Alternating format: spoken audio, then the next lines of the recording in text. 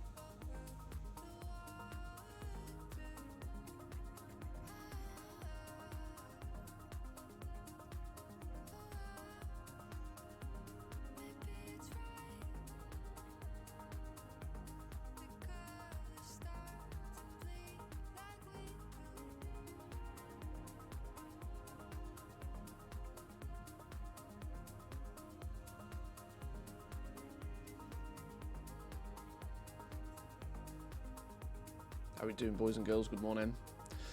Good morning, good morning. Oh, I need coffee so badly, it's not even funny.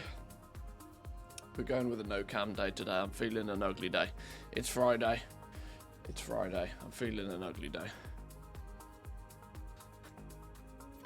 How are we all doing there this morning, boys and girls? We good? Nobby, welcome in. Good morning, good morning. Eliath, good to see you this morning. Hope you're doing well. I'm playing it chill today. Playing it easy. I'm gonna do some auction stuff. I'm maybe gonna play a little bit more Factorio later on in the stream. I've not played Factorio for a little while. Nice hair. Hey, it's on point today. It's on point. It's been a little bit serious the last few days. A little bit kind of like, a lot of Dragonflight checking about. A lot of trying to play catch up with Dragonflight. So I just need to chill. I need to sit back, relax, play some video games today, and hopefully have a good chat with you guys as well. That's the plan.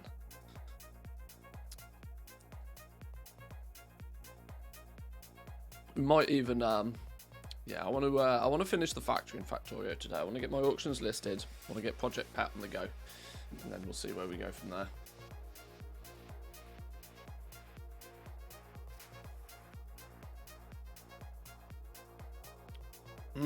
Coffee good though.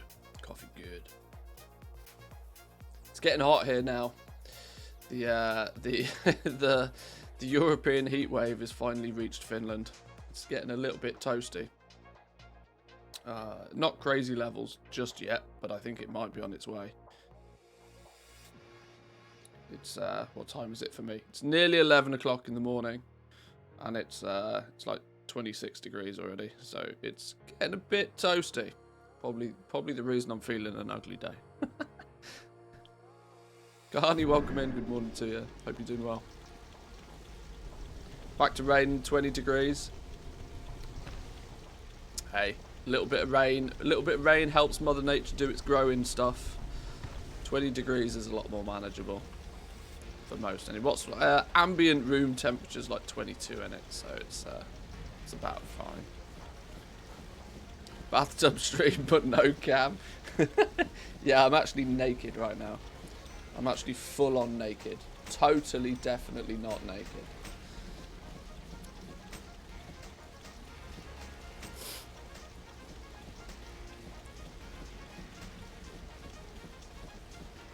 It's fine for the morning run. Last one at 35 degrees was not. Running in 35 degrees is like, I wonder what your body actually internally thinks is going on. It's like, have you just accidentally fallen into the sun? Is this what's going on right now? What possibly can be going on for it to be this hot out of nowhere? And why are you moving so fast in it? Yeah, it's probably not a smart move.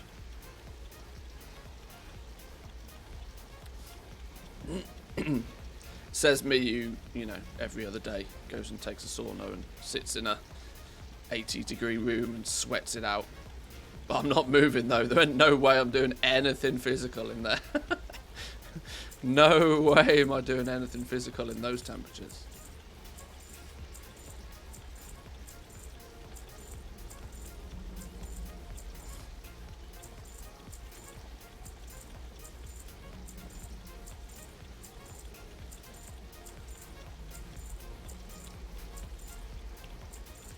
Body might think you're an ass, but great on keeping getting back after surgery. Hey, bouncing back's important. Bouncing back's really important. I'm still lucky to never have had to go under the knife. I tend to do a reasonably good job of keeping away from the doctor.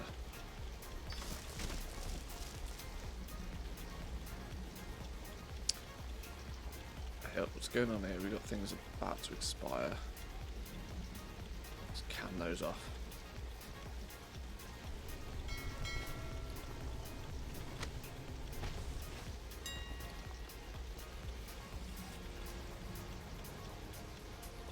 Oh, they're not going to get relisted. Alright, fine.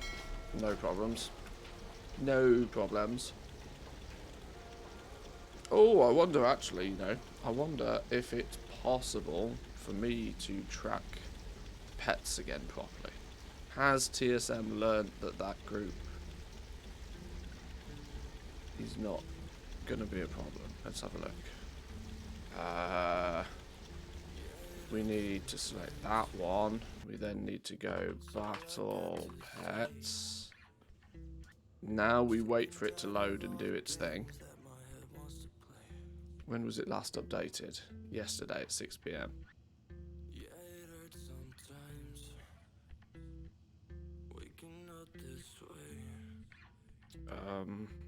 Let's give that a minute, because for some reason, if you try and do a group search on this website, I've never quite understood why, but this group search thing seems to just take forever to pull in your groups. I'm not quite sure why. We'll come back to that in a second.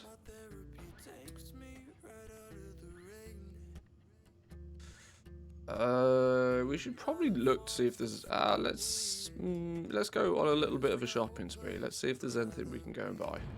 Got to be some cheap pets kicking about, right? Surely. Here we go. Battle pets. Oh Lord. Oh Lord. Oh Lord. Maybe because you have 7,000 groups in the data file. Well, yeah, that's probably got something to do with it. That's probably got something to do with it. Let's make sure that's the last 14 days. What's the last... Since when did we start this? We started this on the 22nd. Is it the 22nd again today? Oh, it is. Project Pet has been going on exactly a month then. Exactly a month of Project Pet. In a month, we have managed to... Please hold. We have... Whoa! No, it's still bust. It's still bust. What's going on here? Yeah, it's still got this 25 group. That's a problem. Alright, fine.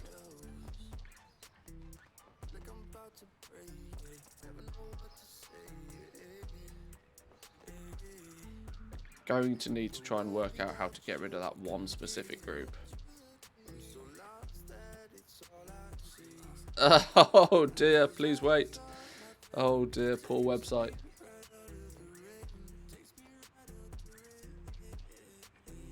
Yeah, okay. Oh, thinking about it. Now. Is it going to...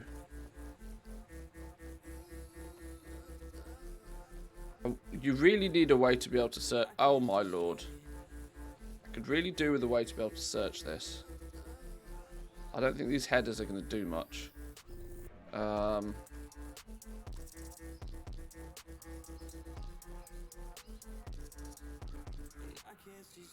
God, this is so long. Newest group last. I mean, that is absolutely going to break the website. Yeah.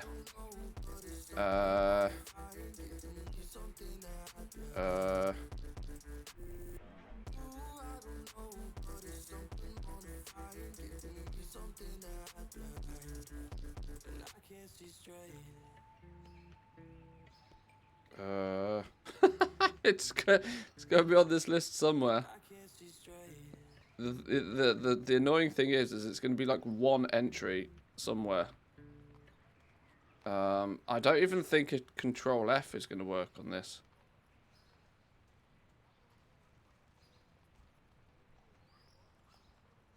Oh dear lord. Oh dear lord. Let's try a Control F just real quick. What's it called? Battle. In fact, it was called level 25, wasn't it?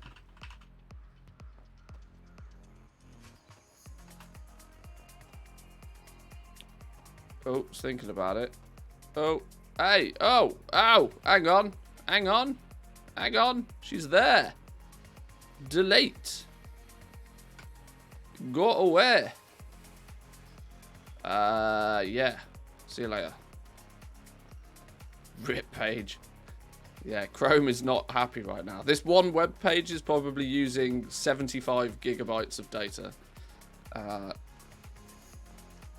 My RAM sticks are on fire. Hello? I definitely clicked the button.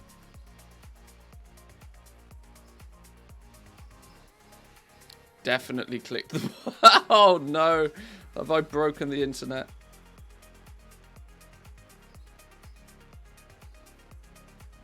Come on, game. Wow. Come on, website. Don't fail me now. Oh. Hang on. Please wait. Do your thing. Me feels this website is not exactly optimized. Oh dear. I've definitely clicked the button. I'm scared to click the button again. All I want to do is delete one group. When I suggested a TSM search string for 25 pets, didn't expect the aftermath. Hey, it's the butterfly effect, you know. You just imagine what Blizzard devs have to go through, you know, with their spaghetti code for the game.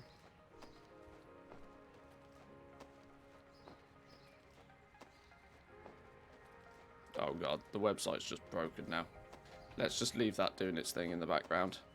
Let Chrome have all of the RAM juice. Give it lots of RAM juice. Let it do its thing. Right. Any bargains? Negative.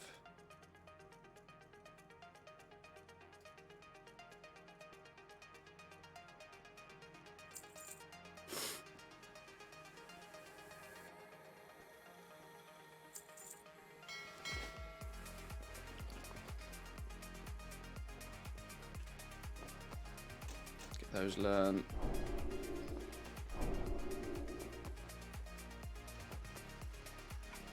Right, next rel. Next rel.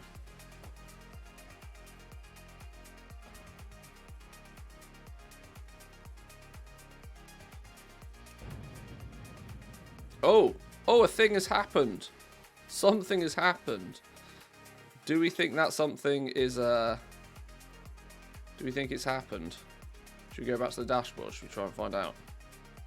Do we think we might have rescued the situation? Hello, what is this? Oh, I've legitimately never seen this page. Okay. Okay. Revenue. What's the add-on you use for caging? Battle Pet Cage Match, I think is its name. Let's go since then to then. It's that group. Oh! Oh! I might have fixed it. We might be good. Those numbers look almost accurate. Those numbers almost look what I expect them to look. I think, maybe, possibly.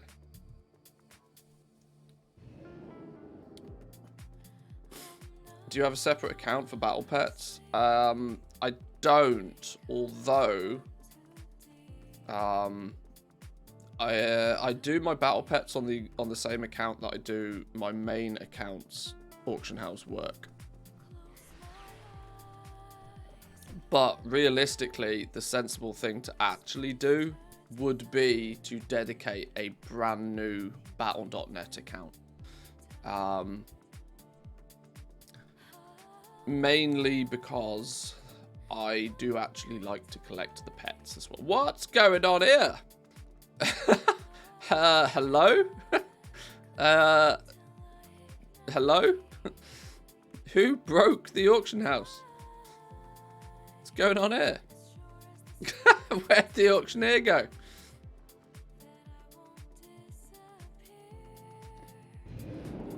It's auction house disco day. Damn, P-A-R-T-Y?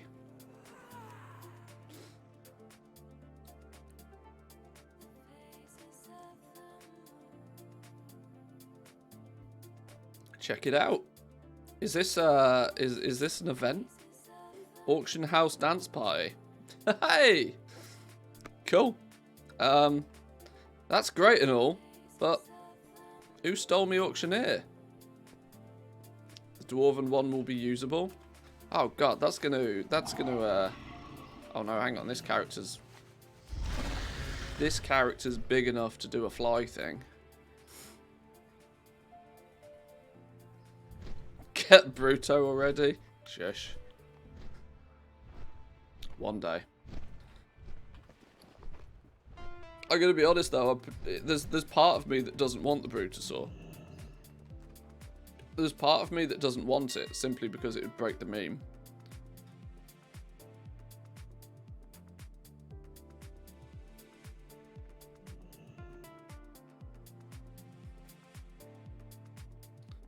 Alright, what we got going on here then? I don't particularly need or want any of this. Ravenous, Prideling, sure, we'll have one of those. Oh, there's a few of them. How many's a few? Okay, we'll take both of those. Drudge Ghoul, we don't have too many of those, so we'll have some more. Prismatic Softshell, sure.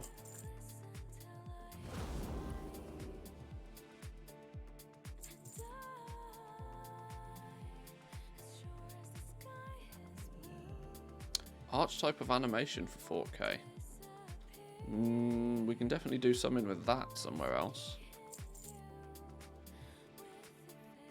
Right, that's probably all we need to buy over here.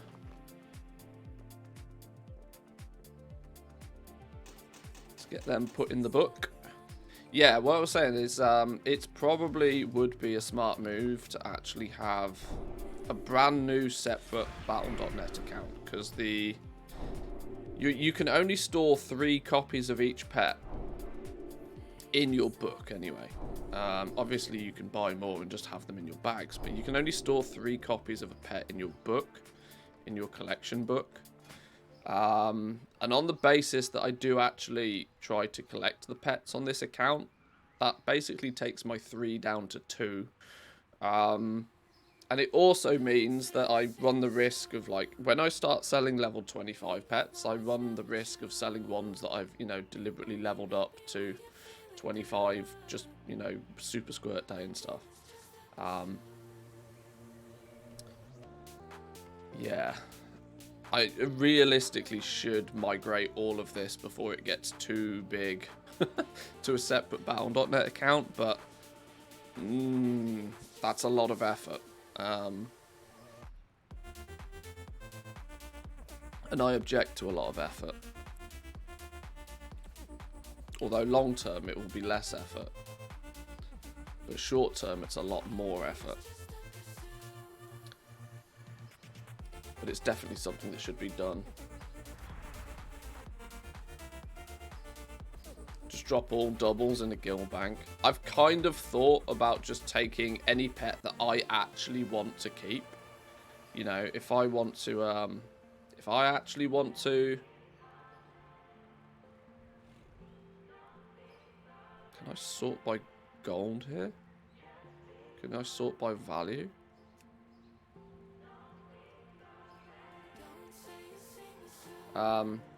Yeah, I've actually been tempted to take any pet that I actually genuinely want to keep for my collection and just fill a guild bank with it, with them. But that seems like just as... That's also a bit dumb. You know, my Spectral Tiger Cubs, for example, I want to keep one of them because I want to have one.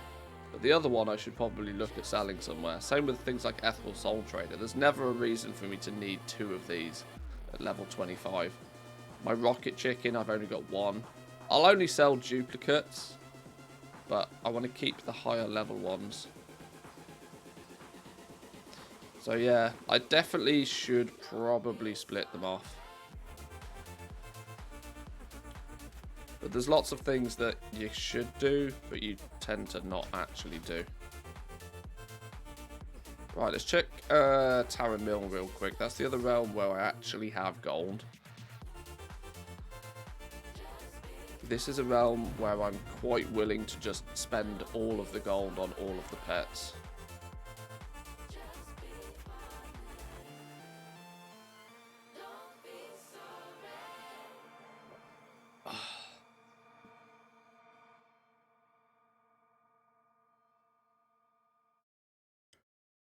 Is this auction house dance party gonna get really in the way with my pet selling today? In Ogrimmar, which auction house is the disco in? Yes, it is. Oh, okay. The first one. The one up front. Oh, the main. Oh, if it's in the main one, then that's fine because most of my alts are in the Volpera, so they're in the back one. Most of my Volpera are over here in the Valley of Honor auction house. So if the dance party's going on in the Valley of Strength, it's fine. Traveler.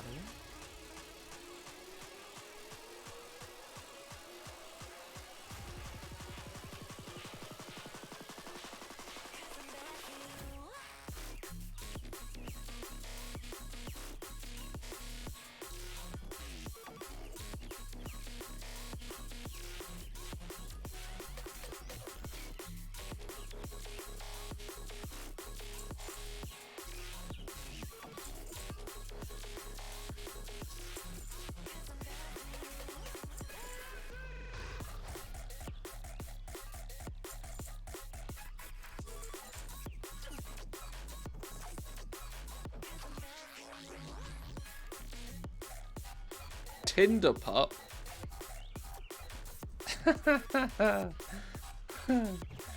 That's probably been a pet since before Tinder was actually a thing, right? Tinder puppies is something very different. I've never made the link with that. Oh dear. Oh dear.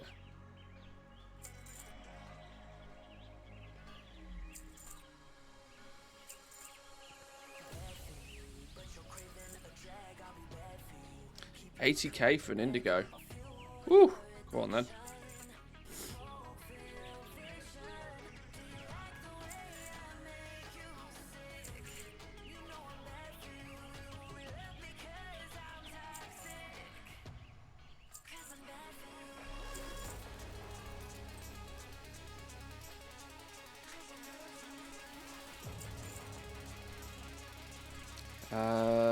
I need to make a decision. I need to make an active decision to whether I buy a bunch of these. It allows me to dump a huge amount of gold into this project, but only if I can actually then flip them.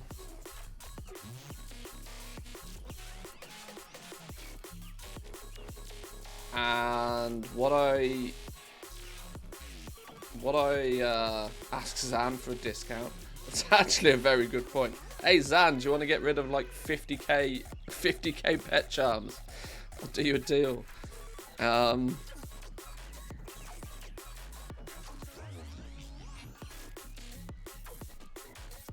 Because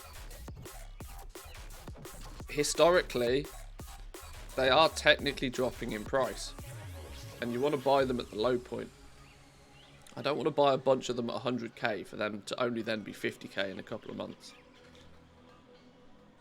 But then if they go back up to 200k, then it's just like laughing all the way to the bank. If you can't decide, ask chat what to do through a voting poll. That's almost more dangerous, because you'll just meme me into spending all my gold. More and more people are doing tables for raw gold. See, this is kind of my thought. I'm very, very aware that people are going to juice those tables for the next 4 or 5 months. We would never. Yeah, sure. Sure. Okay, we'll think about that for another day. I think we've already spent like 400k on pets there anyway.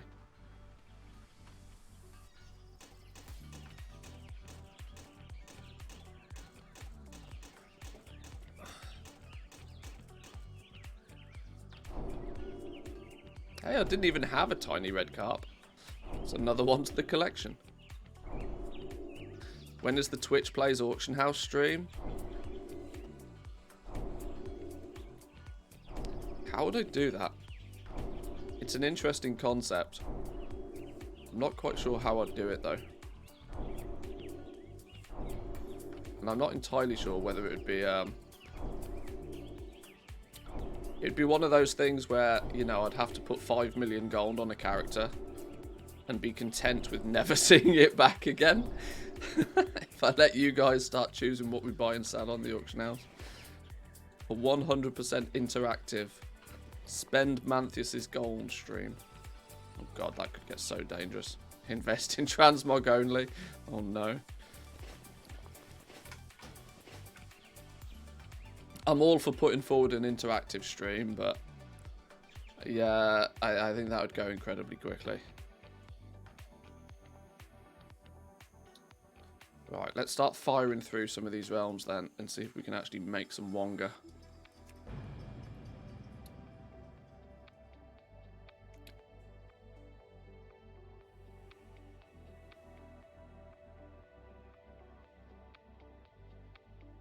Is this... I wonder when this was updated.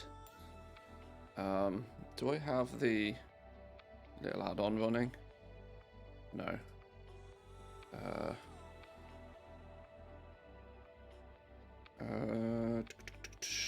Where's the add-on gone?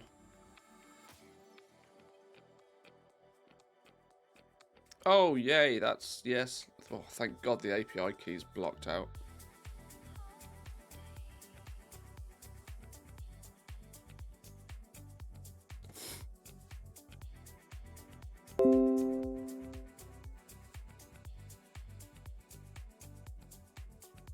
Okay, so this is close to our current gold totals on our pet flipping realms.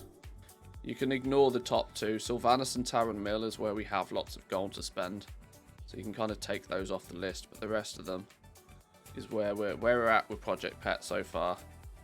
These realms down here need to pull their finger out, you know.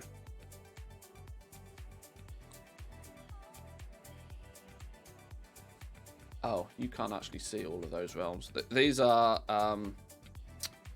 Dalaran, Kirin Tor, Archimond, and Sanguino. If I'm right, I think they're 3 French realms and 1 Spanish realm. Down the bottom here, they're doing useless useless. But some of the realms that before... Twisting Nether's doing bits. Twisting Nether's doing really well for pets. Blackrock as well is not doing too bad. Ravencrest. It's interesting, actually. The realms that are doing quite well are not the realms I expected to do really well.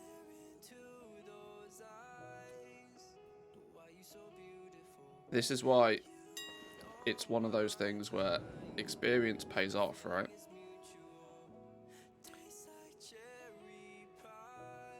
You can make an educated guess, but until you do it. Plus, I think there's a little over 800 possible cageable pets. So when you realize just how many actual pets that you could be selling on each realm, I mean, 800 pets on every single realm is a lot of pets, right?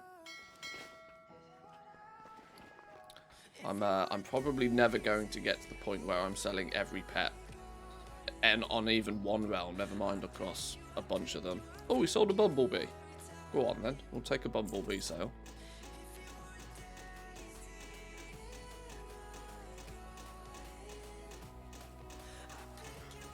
Might be an increase in pet sales after they said that we're going to get new achieves for 1k pets, but probably not. Well, we've had the 500 mount achievement. We know that that's a thing.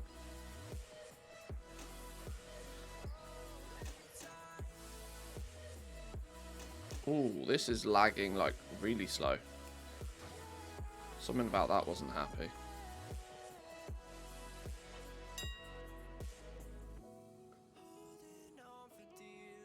They said 500 mounts, 1k pet, 500 toys. That sounds about right. I can't remember what the top level achievements are currently. But it is about time for some new collector achievements. I think it's been like 4 years since any new collector achievement, so makes sense. Do I take this opportunity, as we're right at the start, to track numbers? No, I'll do a little bit of a shopping scan on each realm though, I think. See if there's any bargains.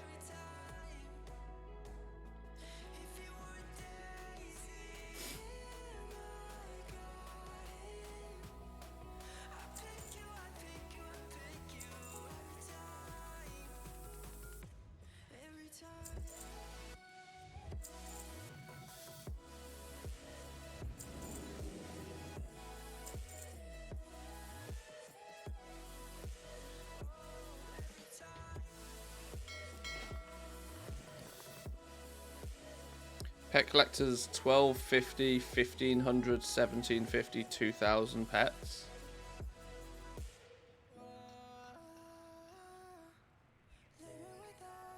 But how's that possible? There isn't even 2000 individual pets, right? Isn't there like only 1300 unique pets or something? Are they expecting you to get duplicates of the same ones just to achieve an achievement? That's in what? Have I missed something there? I might have missed something. Although maybe they're planning on adding 500 pets in Dragonflight. Who knows?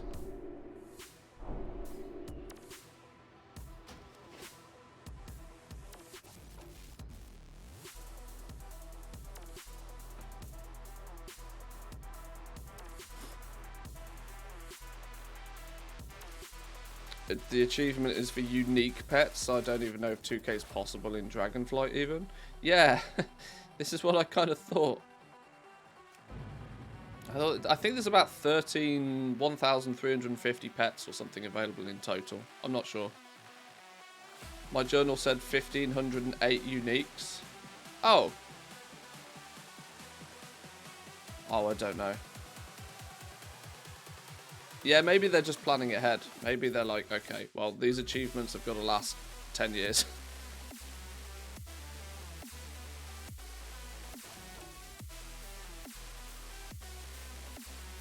I guess that makes sense though, right? bump the achieves up 10x at the beginning.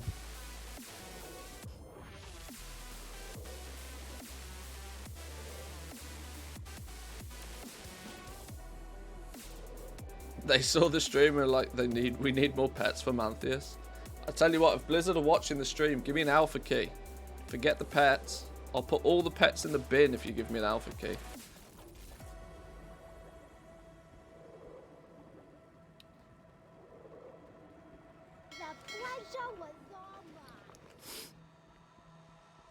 Make an otter with an auctioneer. Hey, that would be alright, you know. I wouldn't object to that. I'm pretty confident though that they're unlikely. I think they're unlikely to ever put an auctioneer on a mount again. It's an odd one, right? Because there was definitely some good reason. Well, good is subjective. There was definitely a reason for Blizzard to feel that they had to take the Longboy out of the game as quickly as they did. Which makes me... Which screams of that they must have thought that the mount was just too powerful. Either they must have thought that the mount was just overly powerful for what they wanted in the game. They didn't want any single player to have that level of power. But the problem with that being is that, well, it's already happened. There's already many, many people out there with the Longboy. Alternatively, as we were discussing this in the Discord yesterday, there's the possibility that it even falls down to a performance thing. That when you start putting an auction house in a zone, you know, a remote auction house just dropped in the middle of the zone may have detrimental effects on the performance of that zone, just by proxy of a Longboy being there. So there could be a few reasons why they felt the need to get rid of it. Or they were just being a dick and wanted people to spend as much gold as fast as possible. They wanted as many people as they could possibly persuade to spend to get 5 million gold out the game. Maybe they considered it the last of the wrath money for those that, you know, made bank off garrisons back in the day. Maybe it was a ditched effort. Right, 5 million. Maybe they did it with a spider. 2 million for the spider. There wasn't enough of an uptick on the spider. Nobody cared quite enough for it to spend 2 million gold on a big spider. But a dinosaur mount with an auctioneer on it, maybe that, you know, that worked. That persuaded lots of people to spend lots of gold. Maybe it was just a ditched attempt to get as much gold out the game as possible. And then they did legendaries, but legendaries didn't create any gold though. Legendaries just moved it all into the hands of a very few select people.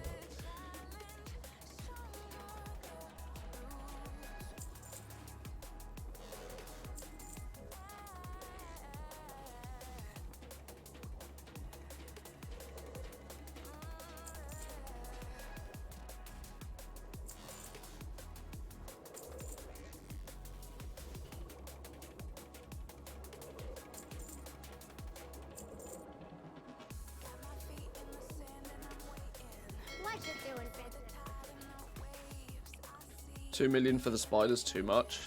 Well, I'm almost not buying that out of principle. Not that I couldn't afford it 50 times over if I wanted to, but just for the fact that I hate spiders. And the last thing I want to do is ride around on a massive whack-off spider. No thanks. Actually, no thank you. You couldn't pay me 2 million gold to run around on a big spider.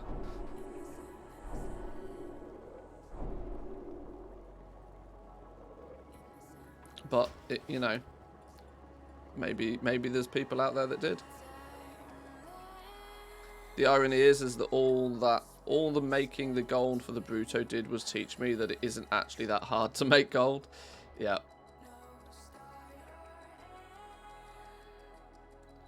Yeah, if their goal was to get gold out of the game, I'm not entirely sure the Longboy did a great job at it. We've discussed this a few times, but if you look at things like, in recent days, things like arboreal shards have categorically removed 10 times the gold that the long boy ever removed from the game. The amount that those, the people that have been crafting legendaries all expansion long, the amount of gold that they have deleted from the game by buying arboreal shards is outrageous. I'm not sure I have the data for the whole expansion, but I can't remember the exact numbers, but I'm quite sure there was a point to where I'd spent over 30 million gold just on arboreal shards, which is actually madness.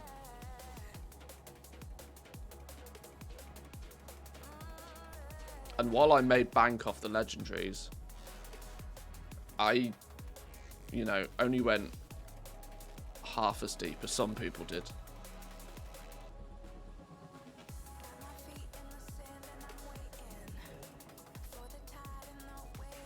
I might buy the spider just for because I can kind of thing. Yeah, that's if it was the last mount that I needed to achieve 500 mounts, then maybe I'd consider it, but it would, there'd have to be some really good reason for me to actually then press the button and run about on it.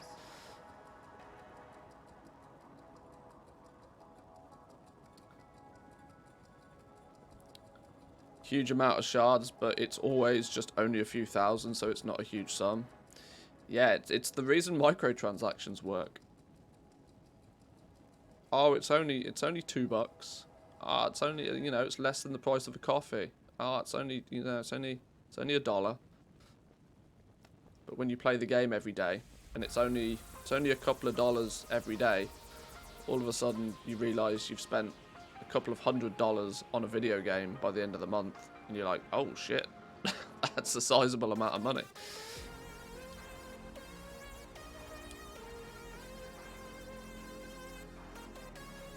If you asked somebody to spend 5 million gold on arboreal shards at the start of the expansion, they'd have laughed at you to your face. I ain't never spending 5 million gold on vendor materials, you moron.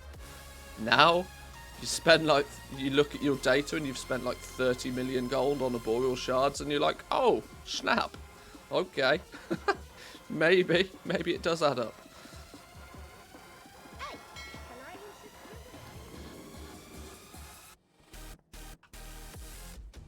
What did we sell? Few little bits and bobs.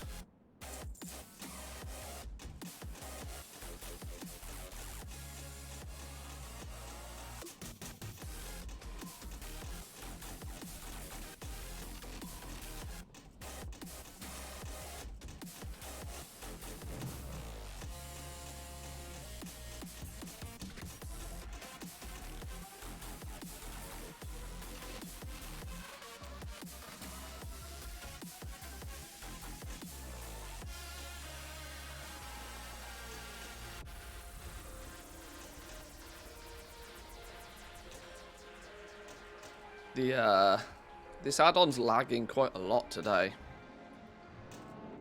I'm not quite sure why it's having such a hard time today. Is it done? I think it's done.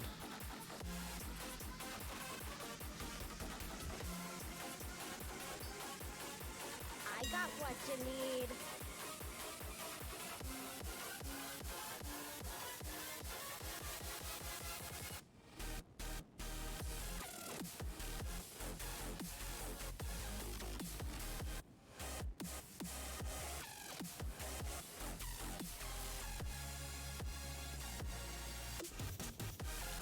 Once I hit 100k on this realm, I'll probably stop selling all of this cheap stuff and offload it to another realm to try and make some starting capital on another realm.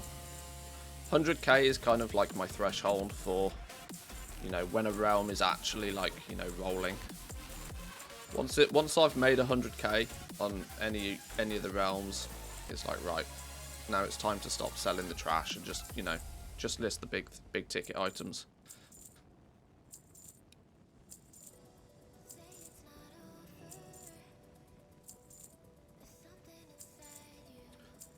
My threshold, I think, is set to like 5,000 gold, I think. Anything under 5,000 gold, I just consider it like trashed here. I will use those pets as a quick way to just, you know, transfer gold from one realm to another. Get that starting capital going. But once we've got a little bit of starting gold, then trying to sell these 400 gold pets and stuff, it's just not worth the time.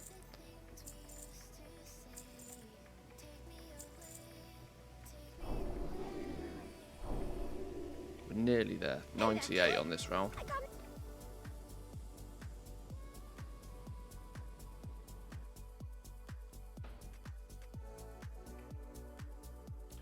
Storm Scale's traditionally been a pretty slow one for me so far.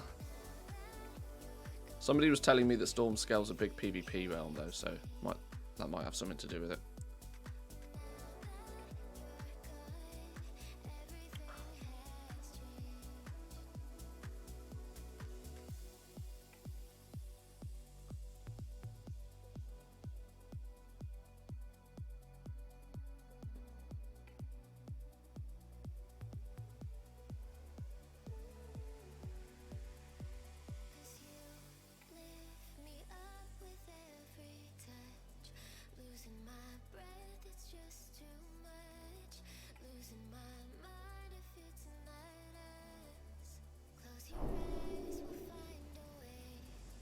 Have I got a deal for you? Sold a Rocky. 2k. 2k is better than no K.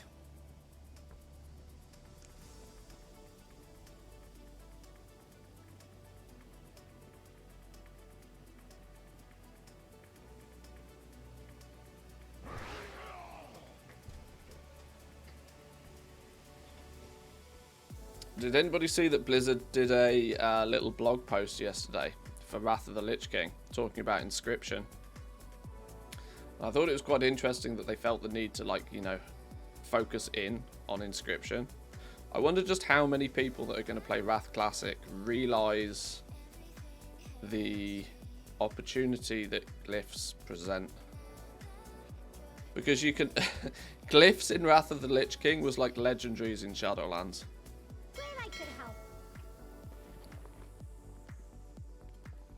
On the basis that you were directly selling people significant quantities of player power.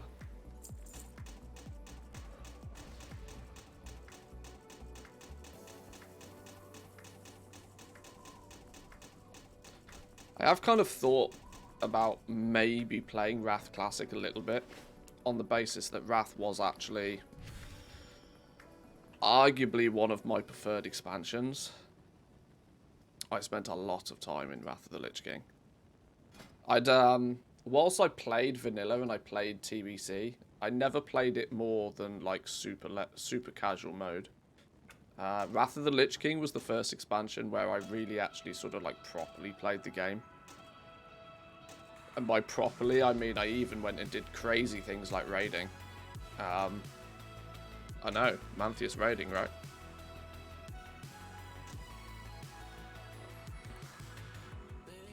But it's probably also Wrath of the Lich King where... In fact, I don't even think I made loads of gold in Wrath of the Lich King, but technically I think I've actually been gold capped in every expansion. But I never would have considered myself like a gold maker like back then. It wasn't really, I think, probably Cataclysm was the first point where I really started to switch up gold making and start doing it seriously. Prior to that, I just knew how to make gold and just did it. But it was never like an end goal to make lots of gold, if that makes sense.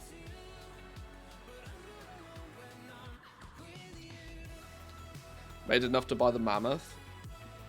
The Mammoth was... How much was that thing? It was 20k off the shelf, right? It was 20k, but obviously you couldn't buy it until you exalted, I think. Which meant that... it came down to, I think, 16,000 gold. Yeah, 16k exalted, yeah. I had that pretty quickly. that wasn't. I think I bought that like day one. I had that straight away. That was already bought and paid for by the end of TBC. Made plenty enough bank from jewel crafting to cover the cost of that thing. Yeah, it was Mr. Pandaria where you had the yak, and the yak was 100k.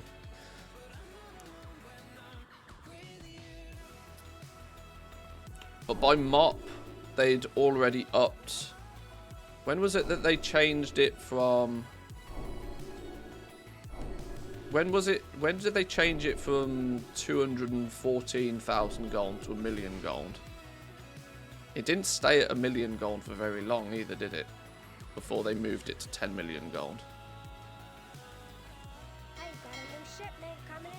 Because the 214,000 gold cap back then was because the game ran on a 32-bit client. And the biggest 32-bit number you could have was like 2,140,000,000 or something, which worked out to be the exact number in copper, if I remember it correctly. But then they changed it to 1 million gold, I think, as the gold cap. But then they bumped it to 10 million pretty quickly, it felt. Which annoyed me, because then I wasn't gold capped anymore.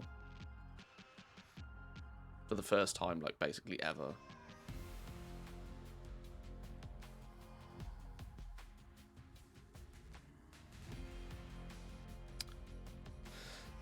$10 million was Legion. Bought my Zullian and tier 3 shoulders for 956k back in WoD. Was it still 1 million gold in WoD then? No. Really?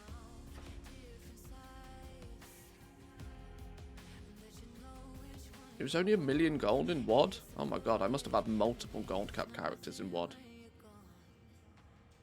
The irony of ironies is that Burning Crusade for me, not Burning Crusade, Battle for Azeroth, sorry. BFA was easily the poorest I have ever been in the game. Easily. Entirely because of multi-boxing. Before I got into multi-boxing, I was always swimming in gold. Never had a problem. Bought anything I wanted. No issues. Soon as I developed a taste for multi-boxing, I paid for all of my multi-boxing for the most part. In fact, I did. I paid for all of my multi-boxing with gold. So that hammered my gold total pretty heavily. Which meant I went into Shadowlands with only 1.4 million gold. The first time I've ended an expansion without being gold capped was BFA. Which felt very weird. And is the reason to this day why I don't have the Longboy. Zullian at the start of Legion for under 2 mil. I was lucky. I got it. I didn't have to buy my Zullian Tiger. I didn't have to buy it. I got it the legit way. When it was a thing. When you could still get it. Because wasn't there those two... There was the two bosses, right? One dropped the Tiger, one dropped the Raptor. I think. I think I got the Tiger, but I don't think I've got the Raptor. I might be misremembering that, but I can't remember. Yeah, so I was lucky. I didn't have to buy my Tiger. He was earned the proper way. I've had him for a long time.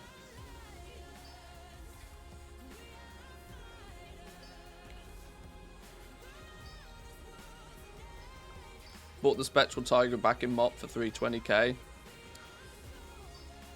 I was living in the Gulai halls back then. Oh my god, farming sky shards like a crazy person. I think I actually had my Spectral Tiger before. I can't remember which way around I got these, but I bought my Spectral Tiger. I paid 200k for mine. I remember I paid 200k back in Wrath for my Spectral Tiger.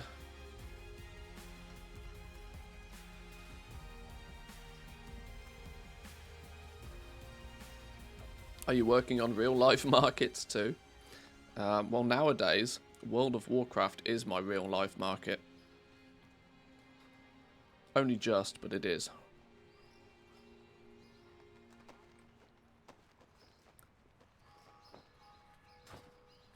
And by that I mean I stream and I make YouTube videos. I'm not gold selling. Before any of you jump down my throat.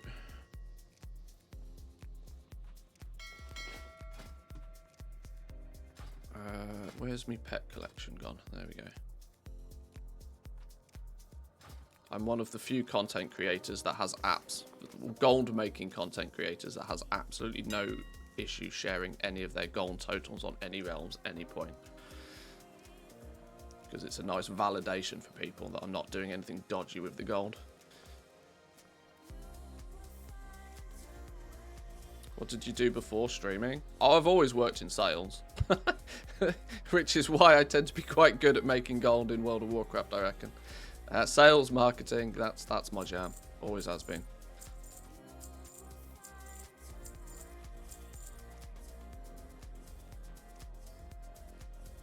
If you can sell stuff, you can always sell stuff. It doesn't matter what it is.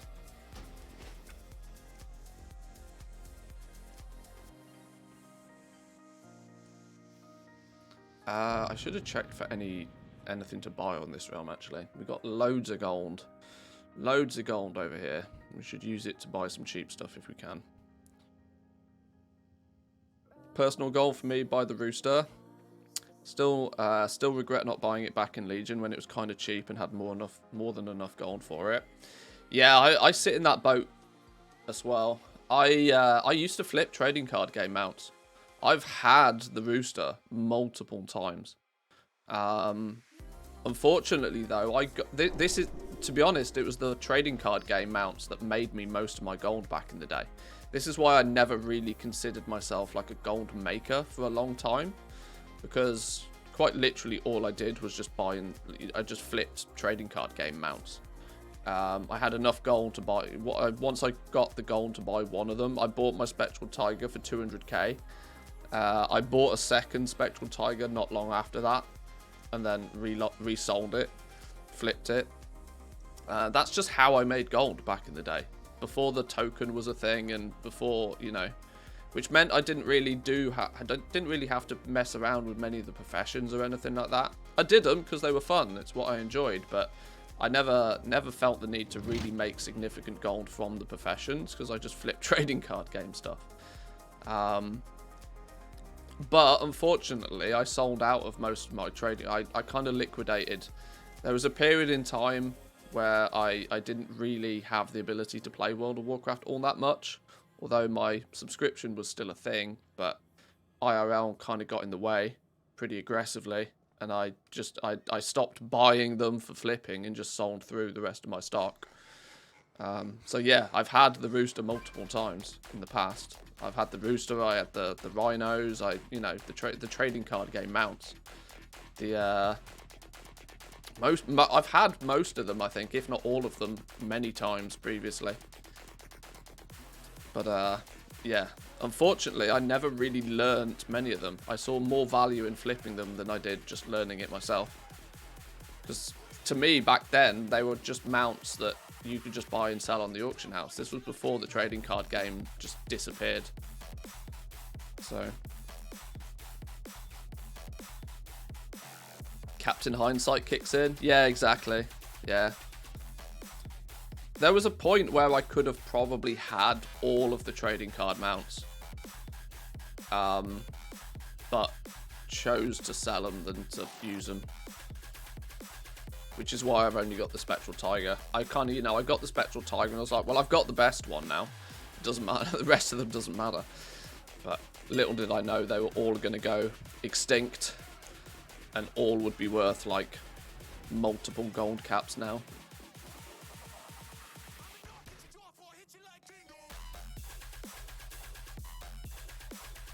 Right, I like my tunes, but it's a bit early for that.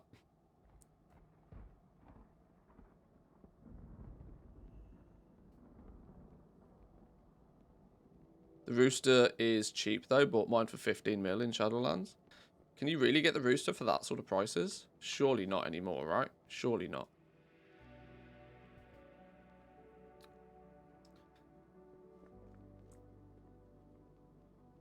The, maybe very early in Shadowlands, possibly, but all of the trading card game mounts have been jacked up in price, like, ridiculously.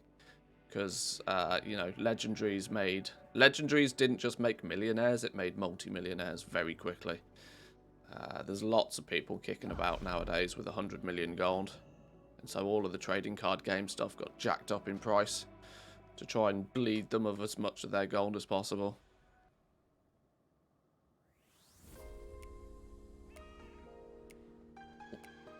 There was a point where I think the Swift Spectral Tiger was being listed for like 100, well, listed, you know, loosely using the phrase. But you could acquire one for the range of about 140 million at one point. I believe it's coming down a bit now though, as they're realizing that, well, just because people have ludicrous amounts of money doesn't mean they technically want to spend all of it on one mount that everybody else has already got. So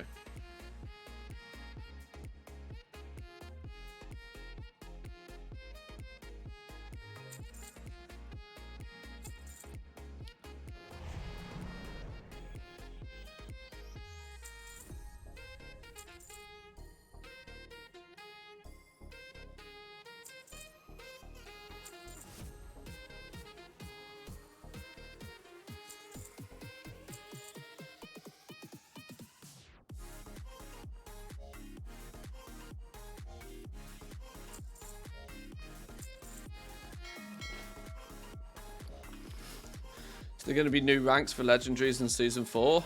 By all knowledge that we currently have, no. I don't think they're doing anything with legendaries.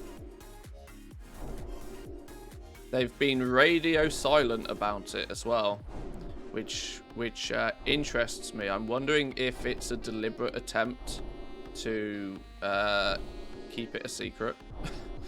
I'm wondering if they're going to, you know, launch Season 4 and just drop it on us in a patch.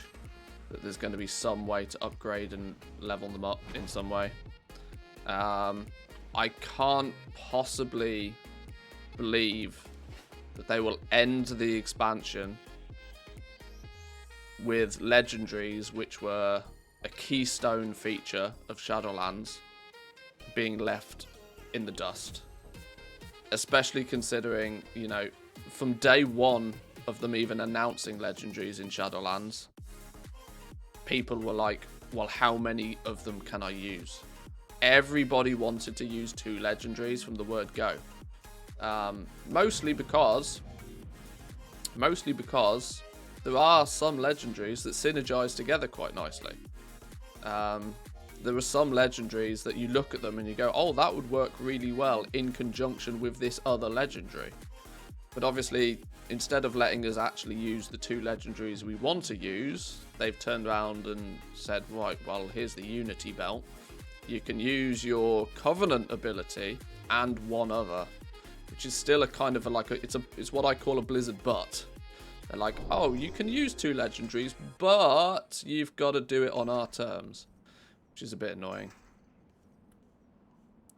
Maybe they might do something like that. Maybe not increase the item level, but just remove the restriction to you having, you know, allowing you to just use the 2 that you want. Or, I don't know. It feels very weird that they're not doing anything with legendaries, though. Which is why I feel they might just drop something on us. I have a problem with my character on Draenor. That all of my auctions have disappeared. Has anybody ever had this before? Where the entire contents of your auction house disappears. I literally don't... All of my pets on Draenor have just gone poof. They've disappeared. And I don't totally understand why. Or where they went. Although I can't categorically... Yeah, even default auction house, there's nothing. No items on the auction house, nothing in the mailbox. Yet, I quite definitely had like a good 100k worth of pets on this realm. more than that. Where's my little spreadsheet I keep track of? I got to be careful because there's some stuff on this I can't show too publicly. But for example, we can see Draenor making bread, my character, had somewhere in the region of a little under 200,000 gold of pets, which have mysteriously disappeared, which is a bit weird. Now, unless in a, I don't know, I have another bug on Taran Mill, auctions don't sell. That's a slightly different one. I don't know if in a weird scenario I caged a bunch of them up again or something, but I've got no way to track that. But it feels odd. It feels odd. Make a ticket. You're probably right. I probably should ticket it and just say, check the item restore. Maybe. Let me... I'm 90% confident that they've just disappeared.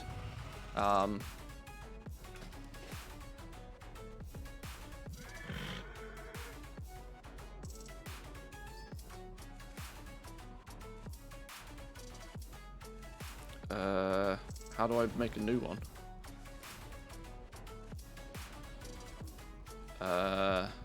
In-game issues? Items and mail, I guess. Just give me the option to make a ticket. Auction house mail missing. I guess that's it. Bought some in, sold some in, was outbid, tried to cancel, never gave it me back. What happens when they just all disappear?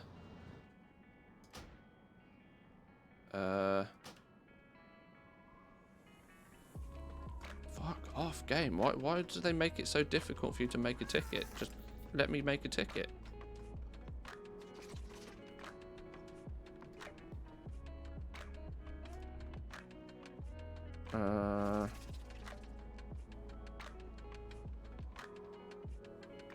Let's just say not listed here. Contact us. Select your realm. Draenor.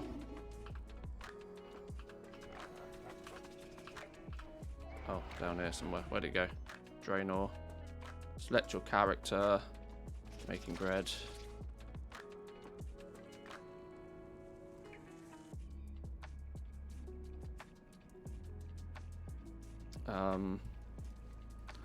The entire...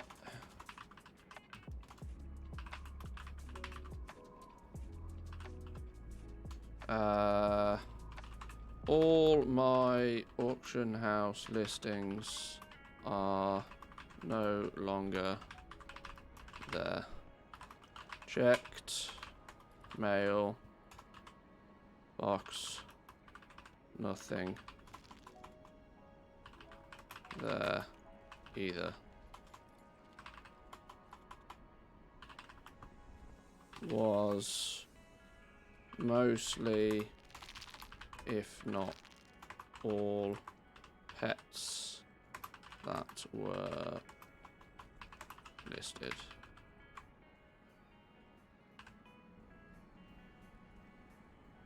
GM, delete all your add-ons in your WTF file. Is that what they're going to claim?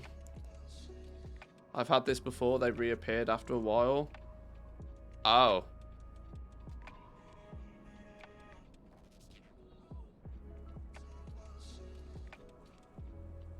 Maybe check the VOD from yesterday. Actually, that is an incredibly good idea. There will be a point where I'll have... That's actually an incredibly good idea. It's not going to let me do this, is it? Without actually putting in... I can't submit it without putting an item in. Oh, it's so dumb. Forget that. Do a reload. Well, this was a problem yesterday. I noticed this first yesterday, that just everything's missing. I ain't got it. You don't want it. Right, there's nothing on the go here. If you ever need any. I've done all of the whole log in, log out, turn your power off, turn your power on. I've done all of that shenanigans. They're lost in the void somewhere. They don't even show up in the auctions list in the default auction house. Something's gone weird with them. Oof, you drive a hard Checking the bargain. VOD is actually a crazy good idea. Then I might actually be able to get see, just to clarify for my own, you know, for my own brain that I didn't do something stupid with them. This is where it's a fantastic reason to the fact that I record all of my streams locally, so I don't have to scrub through a stupid Twitch VOD. You have more gold on this character than in your sheet. Did you sell stuff and cage the rest? Well, that's what I'm just checking that I didn't do. But I don't think I did. Here's yesterday's VOD.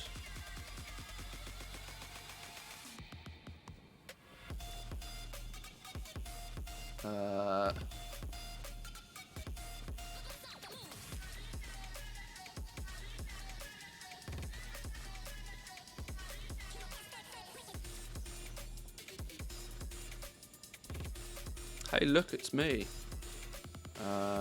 Ragnaros. Oh, we literally just done Draenor then, look. Right, here we go. Well, this is Draenor.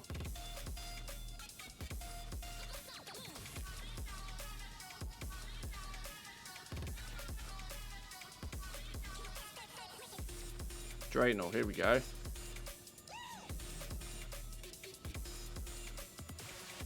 How much storage does one of the stream VODs take up? Has to be a few gig. Each stream is about 35 gig. 35 to 40 gig.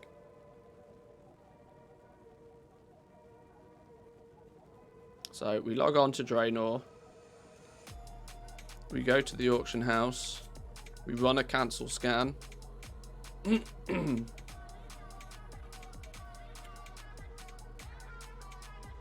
You can see the gold we have in our bags here, 110k, matches what we have here, just for clarification purposes, we're on the same realm. I cancel all the pets. Do I get distracted? Do I go do something? I cancel all the pets. I loot all the pets.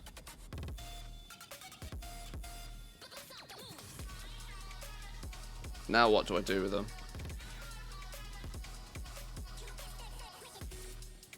Book a subbed.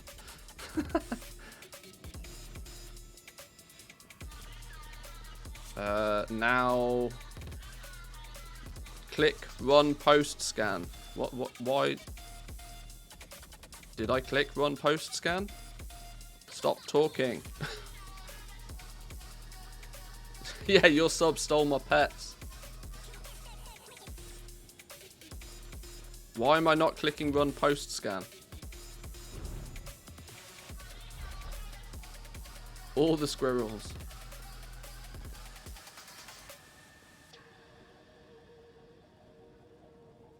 I'm intrigued now. What was I talking about? Transmog you throw up on the auction house just to try and, you know, make a little bit of gold from it. Then absolutely.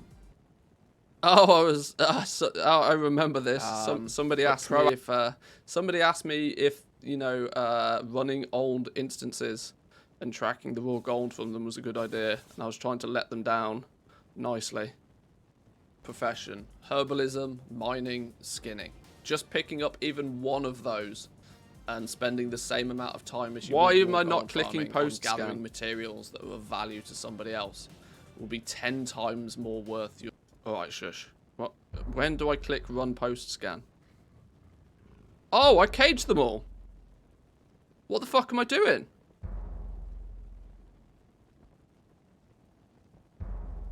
Enough people were trying to make gold. Well, that's where they went then. It's a popular way to do it. Path of least resistance and all that. But in today's age, it's a terrible use of your time. See, this is what happens when squirrels attack. I hope that wasn't. I tell you what, this is constructive and not too.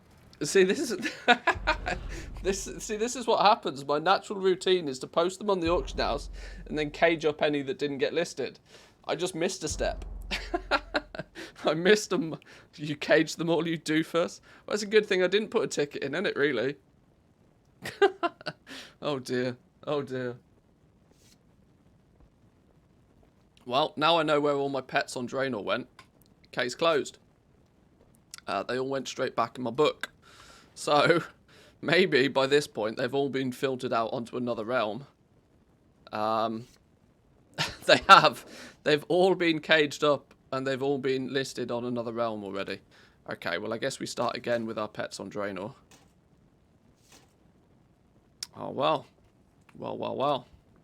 I know a buyer when I see one.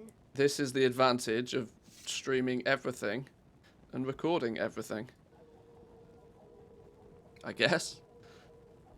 I tell you what, I'd never have even thought to check the VOD though.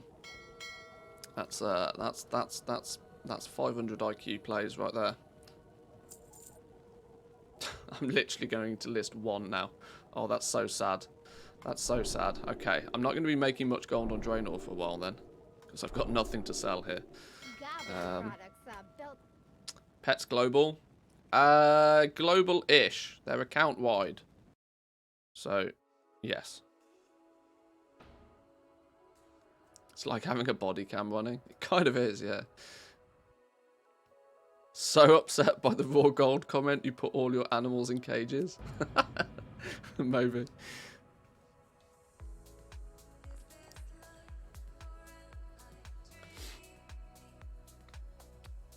Yeah, you can buy pets on any realm, and then you can learn the pet once it's in your pet journal. You can then cage that pet up from your pet journal on any other character on that same Battle.net account. Now, obviously, a single Battle.net account is limited to one region, so they're kind of account-wide, region-wide.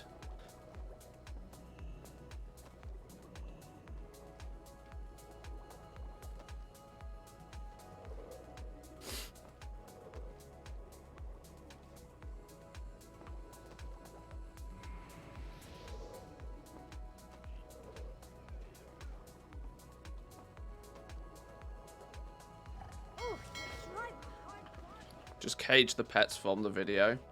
Well, no, because I'll have already caged them on another realm somewhere else. They'll be listed somewhere else already.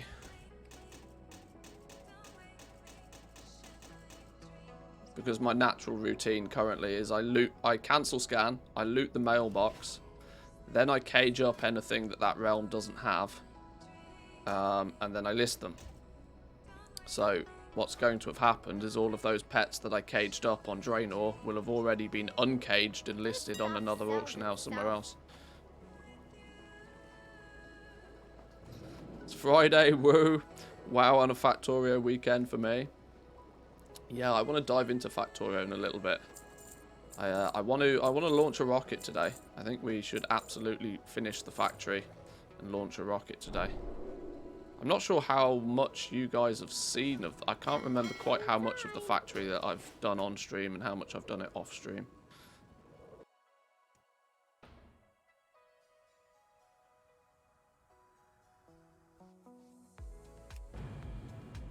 But welcome in, Seducer. Good to see you.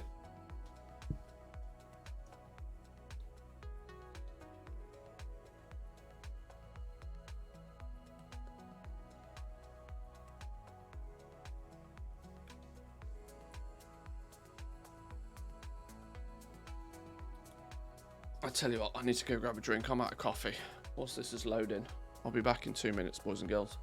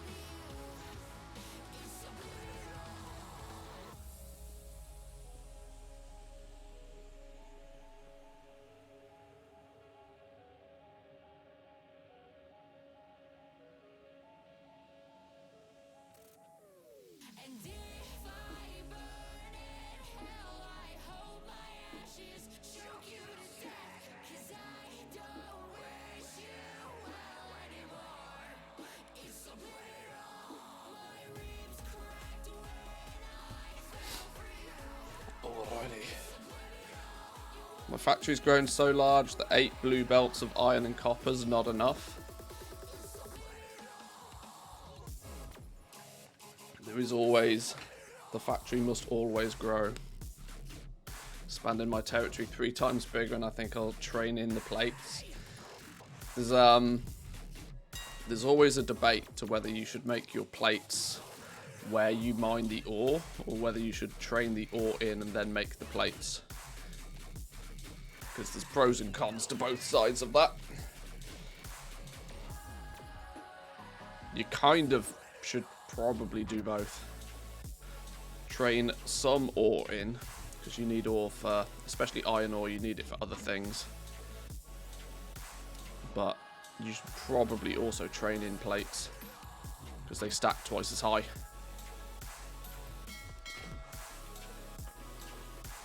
We might get to a little bit of Factorio in a bit. I'm feeling some Factorio today, you know. Oh, a couple of big pets. Go on then. A courage and an archetype of survival. There's another 30k. Yoink.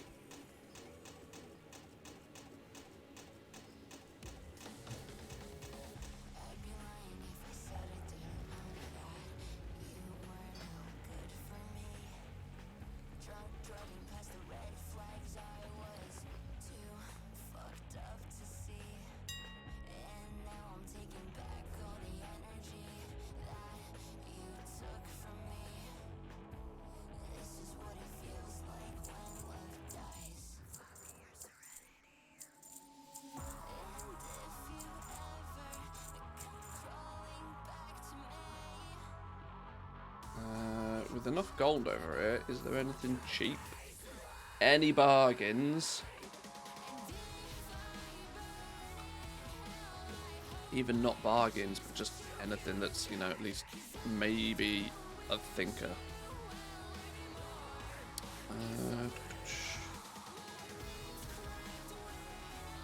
Backbone. I'll have a few of those.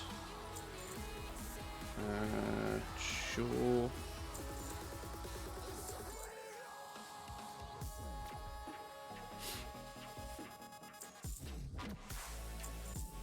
What have we got here? Blazing Cindercrawler. Blazing Cindercrawler. 10k feels pretty cheap for those. Doesn't feel like a bad price. Do I want to spend 20k on this realm though to buy these? Yeah, sure, why not? They don't seem like too bad of a price.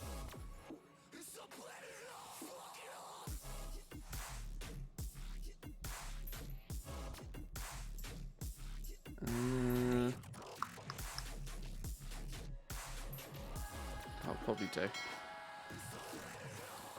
6 trains coming in with each ore. Don't want to add more ore to the base.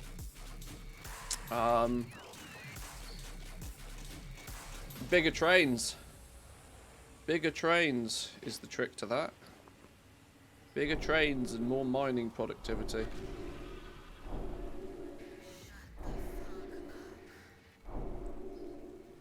Oh, it's the holiday pet, isn't it? Yeah, of course. That probably means then that this is there's some people still trying to get a shot at them.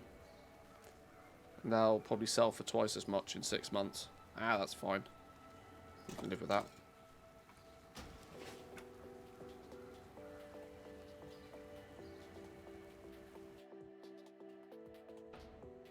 I've been tempted, you know, because we're getting to the point. We're getting to the point with Factorio where our first little base is kind of, you know, getting nicely done. We're about to start launching rockets, and then it's just about scaling.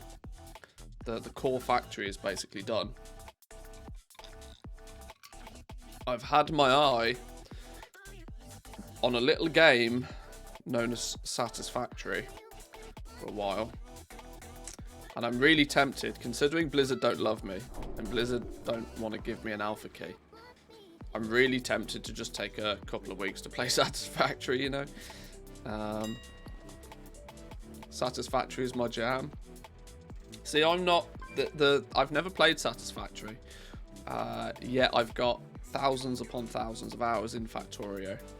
I've also Dyson Sphere program project, whatever the thing's called. I love that game as well. I want to take a look at that again. I've not played that since it first came out, so I want to take a revisit to Dyson Sphere program as well at some point. Make myself a big Dyson Sphere. These games, I absolutely love those kind of like building games. I've already been able to introduce a few people to Factorio for better or for worse. Satisfactory, I think, is... Satisfactory's just got that sort of, you know, it looks beautiful. That's the thing, right? Factorio, it doesn't matter how good it looks. It doesn't matter how good your Factorio is in Factorio. It always looks like dirty and grimy, and, you know, the beauty in it is the beauty in it is in the, you know, the intricacy of the designs and stuff, and the optimization of your belts and this sort of stuff. The beauty isn't quite as obvious with Factorio. If you play Factorio, you can look at a Factorio factory, and you understand the beauty in it. Whether it's, you know, is it a spaghetti mess? Spaghetti mess is kind of beautiful in its own right. People that can actually build factories in a spaghetti way, I envy them, because it looks cool. It looks like, you know, those crazy PCB circuit boards. Yeah, my factories in Factorio were always hyper-optimized. When you hyper-optimize something, the design ends up looking the same every time. Whereas Satisfactory, you can step into Satisfactory, never ever playing the game before, and you can inherently see the beauty in the game from the word go, because it's just, you know, it just looks stunning.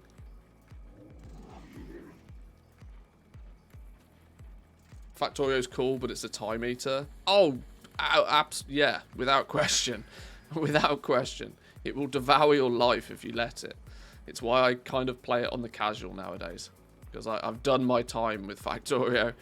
I've done my time, that is for sure. Going off kilter a bit, have you ever tried RimWorld? I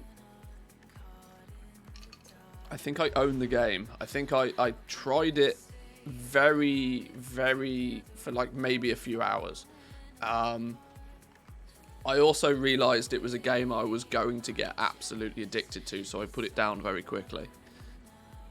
Oxygen Not Included is also a game I've played and completed. So yeah, there's a few, yeah, there's all of the games in that genre. They really are my jam. I'm starting to notice a lot more so that there's a really positive crossover between Goldmaking in World of Warcraft and like factory simulation style games that I didn't really know existed, but it obviously does, considering all of you guys are like, oh yeah, Satisfactory's my jam, Factorio's cool, yeah, you should play Rim, you know. All of those, there seems to be a crossover there.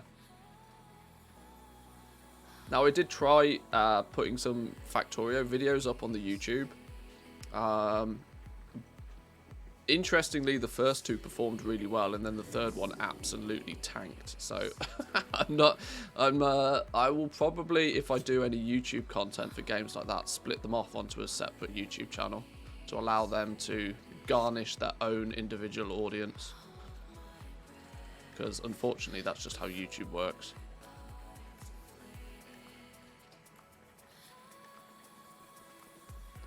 These goddamn Barnabys, I keep buying these things because I keep seeing them on the cheap, but I should really start paying attention to if I'm actually selling any of them. Because I'm concerned I'm not even selling any of them.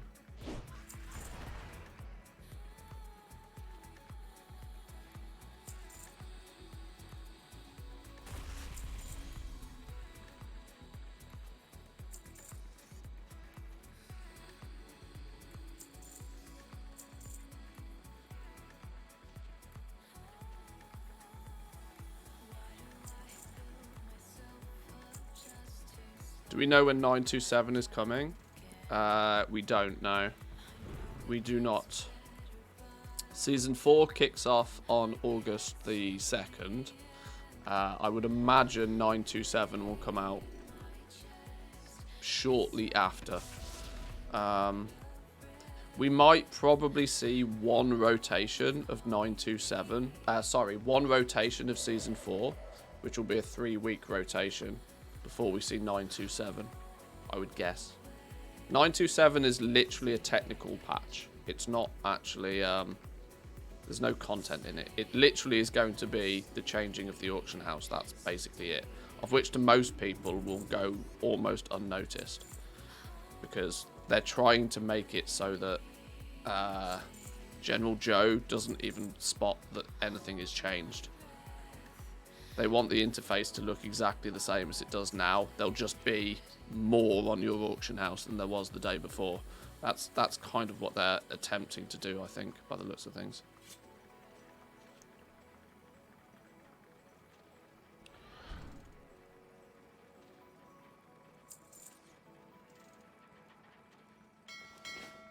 Oh, a mailbox, look. Go on then. RimWorld is a chaos simulator. Yeah, it's another game that I should probably put on the list as something to play. I'm probably, you know, in downtime between stuff, I really should have utilized this past few months a little bit more effectively. In terms of, you know, trying out some other stuff, really. Because we're very quickly going to get super deep into Dragonflight alphas and betas and stuff. Maybe between... It's looking less and less likely every day that I'm going to get into the alpha. So if we don't get into the alpha at all, there'll be a period of time from when they close the alpha to then opening the beta. During that period of time, I reckon we should probably utilize that to, you know, spread our wings a bit and play some of these other games. Because let's be honest, Season 4 for me don't mean shit. Like, I'll sell a few more legendaries, sure, but from a goal-making perspective, I really don't think Season 4 is all that hot. There's nothing new. This is the thing. There's literally going to be nothing new. It's going to be the fact that people are going to be able to dive back into the raids that they've already been playing all expansion. And I'm going to be honest, I don't think big guilds even care about Season 4. Are any of you guys in a raiding guild that is actually hyped for Season 4? Or are people just like, oh, well, we can just go get better gear from the raids again? I really don't think that this is going to be a... I really don't think that this little... Blizzard tend to do this at the end of expansion. They'll test something. They'll try something out. I tend not to think that this fated raid thing is going to give people too much, you know, hype. Probably because they're doing if they were taking it back an expansion even if they were saying, right, we're going to do fated BFA raids. Because people have already been playing these raids this expansion already. Like, the wound is still fresh. I don't think people are that fussed about going back to Castle Nathria after they kind of probably feel that they've only just finished it anyway. I think this fated system is a good system to have on rotation. I don't really understand in too much detail how they feel that this fated raid is going to differ enough from time walking. All it is it's kind of like time walking in disguise, but it's going to give you current tier level gear. I don't know, it just feels a bit odd. I think it's going to be one of those things that Blizzard are going to test it for the last patch, and then probably bin it, I think. Unless it's really, really well received, I think they'll just bin it. And I already don't think that there's any hype built up for it at all. Not that I've been able to see. Most people in my guild have stopped playing now and will just return for the new expansion. Yeah. Normal difficulty will probably have a good uptake for the mount. Well, yeah. You see, this is it though. People are gonna do it not for the reason that it's the new thing. You know, they're gonna do it because there's a shiny carrot on the stick. You hit the nail on the head there, really. You know, they'll go back. They'll try and get the achievements. They'll maybe do it to get the mount if they don't have it, and you know. But I don't think people are really going to do it because it's something, you know, new and fun. Because the bosses are not new. This is always the problem when you recycle content, that you are at best going to attract, you know, like half your audience back, maybe. Are you pretty much done with Shadowlands? All set up for Dragonflight? I'm still doing some all the things stuff and getting characters on the realms I want ahead of Dragonflight. Yeah, I'm going to be honest, I've been pretty much done with Shadowlands for a while. I'm filling my time right now. Project Pet was something that I needed a bit of time to just dedicate to. I finished Zereth Mortis. Finished as I can be bothered to do. Sure, all the things is always a thing. You can always dedicate time to all the things because you can never possibly complete all the things. But for the most part, I'm kind of happy with what I've achieved in Shadowlands, which is basically nothing. I'm getting very much hype for Dragonflight now, which is why I'm really quite salty I don't have access to the alpha. I can't lie. I can't hide my emotions on that one. Maybe I'm not deserving of the alpha. I don't know. But I'm very hyped for the new expansion at this point. Mainly because it is... I mean, I'm probably more hyped for Dragonflight than I would be normally, because it appears to be an expansion that's almost tailor-made for me. You know, the raids and PvP and Mythic Plus and stuff are still going to be a thing, but with a greater emphasis on world content and professions. I mean, that literally could not... I couldn't make an expansion. I couldn't even dream up of an expansion that's going to work better for me as a player than a whole bunch of new professions to play about with. And, you know, it's, yeah, I genuinely, it could end up being a expansion that's very much designed for the casuals, which is me down to a T. Salty over alpha seems weird. It's only alpha. Beta's where most of the testing should be done for the professions. Maybe. I do get suckered by the hype train though. I can't lie. I lurked in Soul's stream for a little bit yesterday afternoon. He covers the professions quite well, but I do feel someone live now might do a better job of drilling down into every tooltip.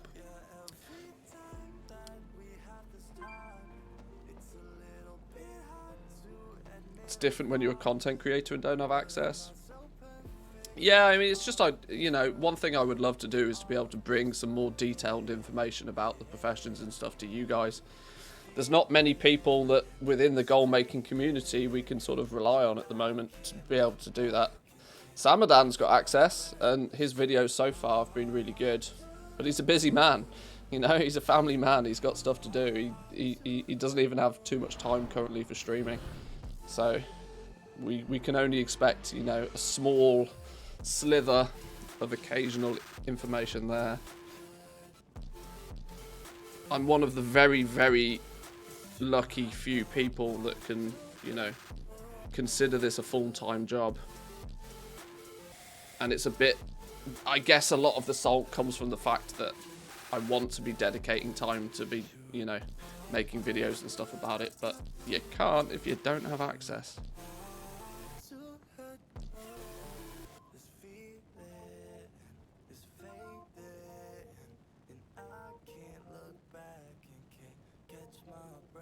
But it's fine. As long as I at the very least get into the beta, I'll be happy.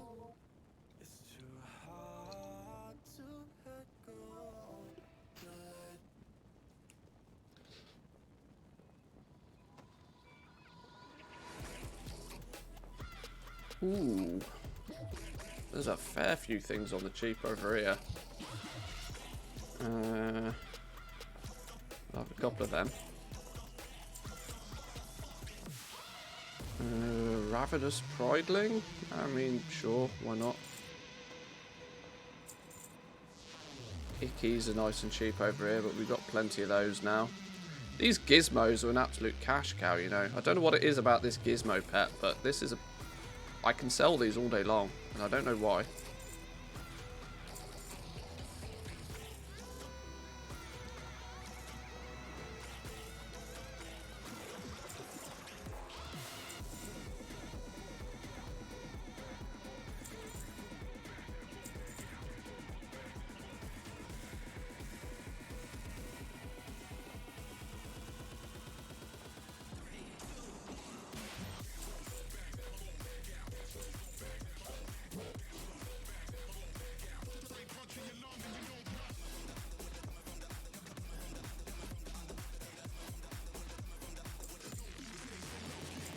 Right, that'll do. That's enough spending over here. Stop playing 2 months into Shadowlands. How much liquid gold are you sat on nowadays? I think I've not done a running total for a little while, but I'm quite sure I'm still over 100 mil.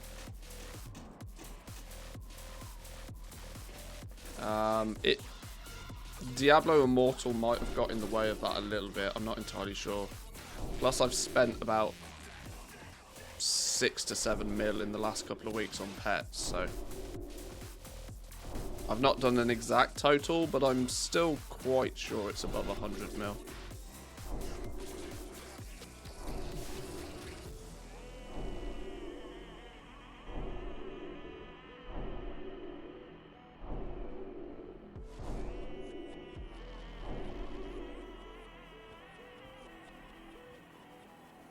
Because nobody does Tazavesh on most servers. Oh, that might be... yeah, that might be right. Yeah, that makes sense. Yeah, don't you buy Gizmo just from the... Isn't he technically like a... I think he's a vendor pet, isn't he?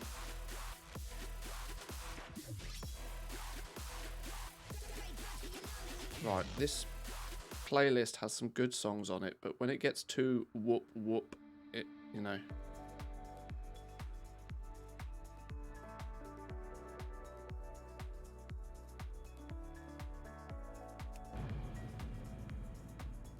Just drops from M+. Oh, okay.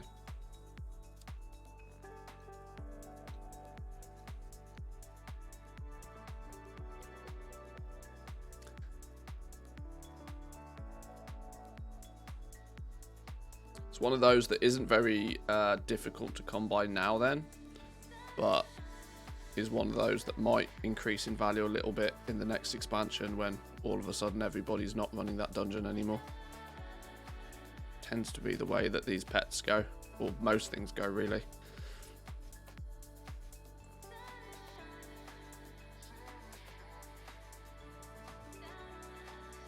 They tend to go, things tend to go in one of two directions. Either they skyrocket in value on the basis that nobody is farming them up anymore, or they just tank to like 10 gold a piece because realistically nobody actually cares about them. And it's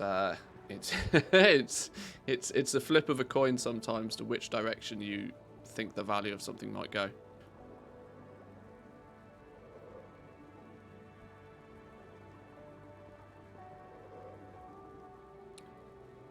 But one of the big reasons I'm been keen for a while to get into the pet market a little bit deeper is for that fact that they tend to be pretty reliable and pretty stable in value.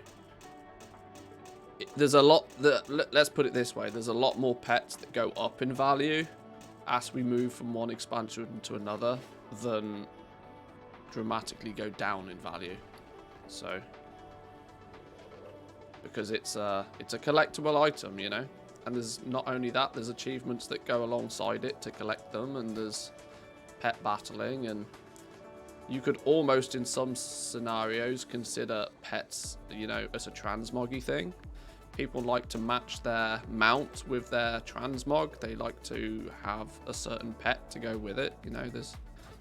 I got what you need. That's why it's quite a versatile market.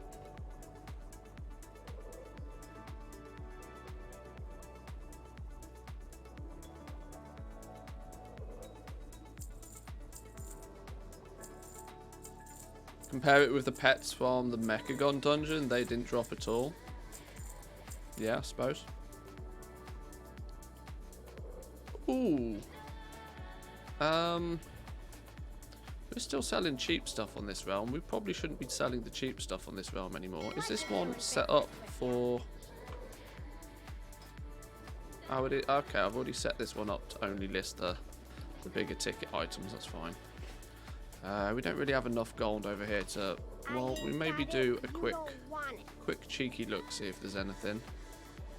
I doubt I'm going to spend any gold on this realm, though.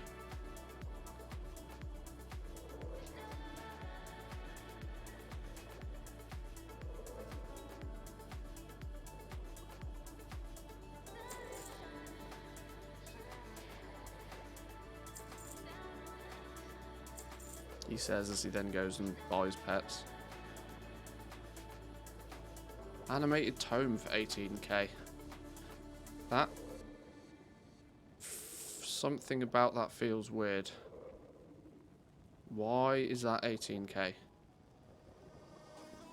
I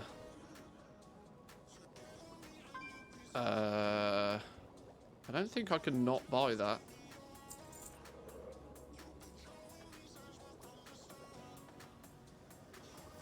I didn't want to spend quite that much gold on this realm, but I don't think I can not buy that.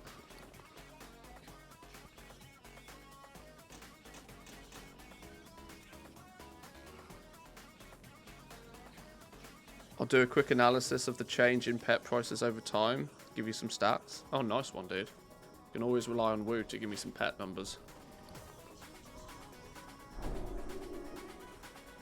Damn, Woo, how do you track all that stuff? I can tell you for a fact, spreadsheets. Spreadsheets up the wazoo. I love that phrase, by the way. You might have noticed.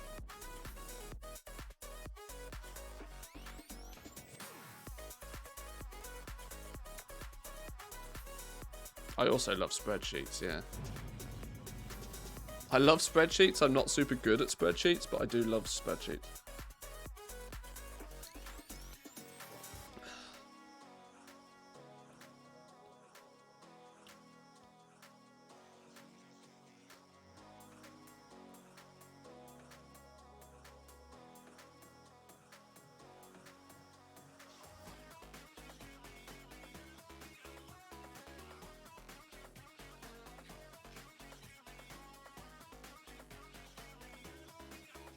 If you like spreadsheets, you'd laugh at my pet sheet. It's like 25 tabs. Oh, God. This is why Woo makes 10 million a month off pets. Have I got a deal for you?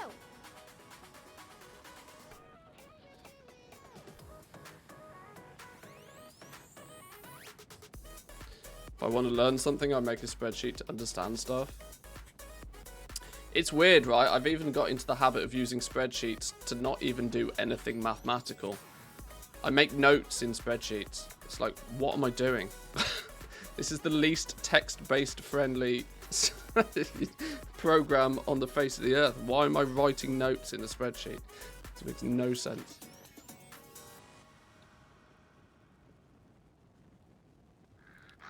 I have a problem.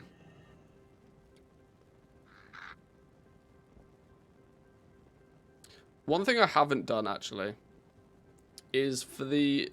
I may have put thousands of hours into Factorio. But I'm yet to feel the need to make a spreadsheet for Factorio. Even though I'm greatly aware that I could and probably should. But I never mega factory that hard.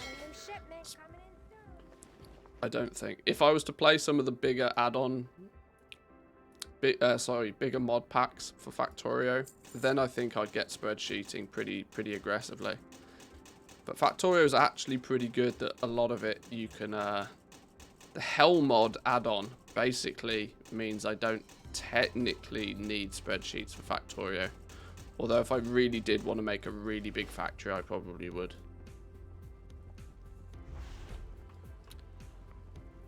Yeah? What do you want?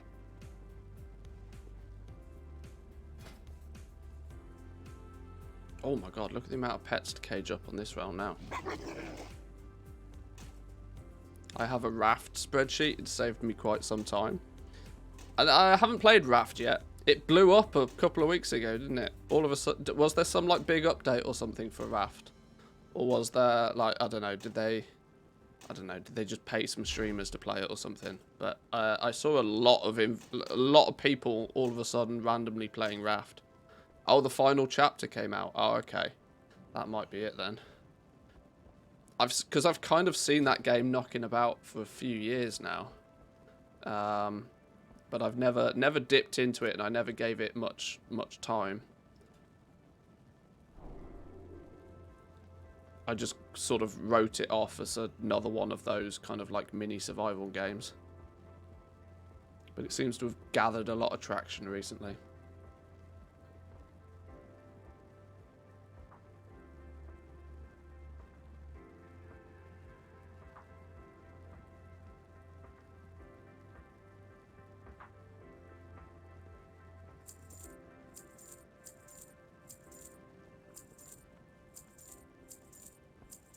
This is the problem I have with WoW, though. If I wasn't to play World of Warcraft at all, I think I would play so many more games. But WoW is the ultimate time sink game. And the sunk cost fallacy of WoW is like super difficult to let go of.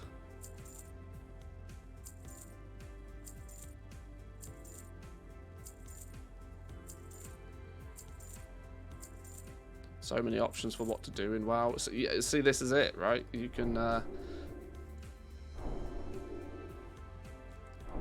Lots of mates used to like question why I spend so much time playing World of Warcraft and how I can play it for so long. Like IRL friends, for example, that weren't sort of big gamers. And the easiest way I always used to describe World of Warcraft to them is that every time I log on, there's something different I can be doing. Unfortunately, nowadays, I don't really feel that that's the case. It used to be that, and I think this is because the Blizzard are sat on the fence a little bit. Back in the day when actually rolling an alt was a life-changing decision.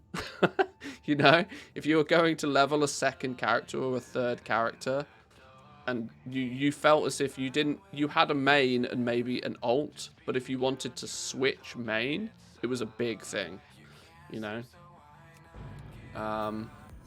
Nowadays, though, people don't have alts as much as they have second and third mains,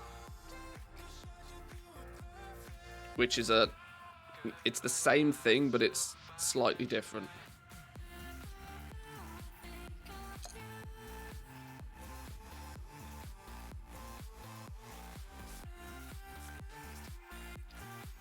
And I feel that Blizzard needs to stop sitting on the fence. They need to go in one direction or the other with alts. And I've said it before, I don't care which direction they go in, but they either need to make everything account wide and make everything about make it all about the player. Make it all about the player. If you've done the thing in the game, then you've done the thing in the game. Doesn't matter what character you play on.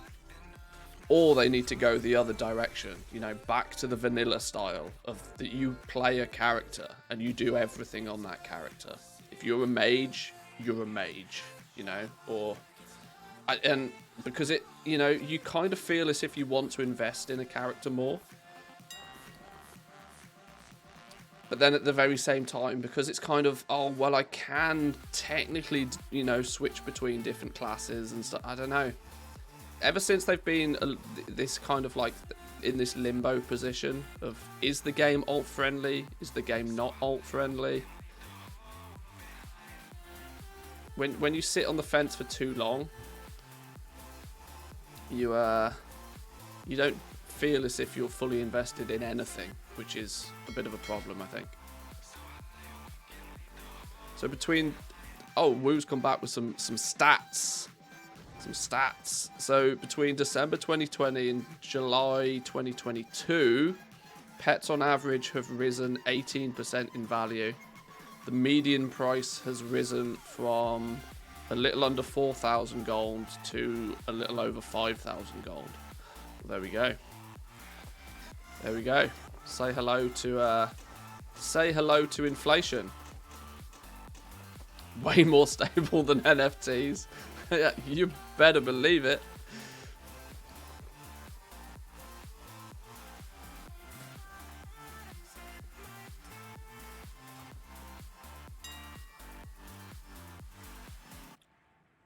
That's interesting though. An 18% rise in value in 18 months. 1% value, 1% a month pets are going up in value by. 1% a month inflation. That's actually ludicrous. That's too much.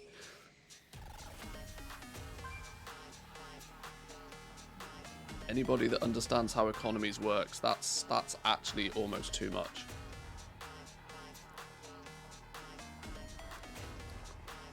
But weirdly, that's actually not outside of the norm for what World of Warcraft has tracked inflation-wise over the last like decade.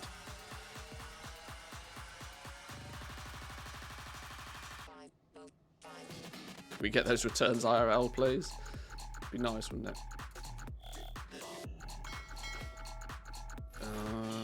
Oh, maybe we can check for pets on this round.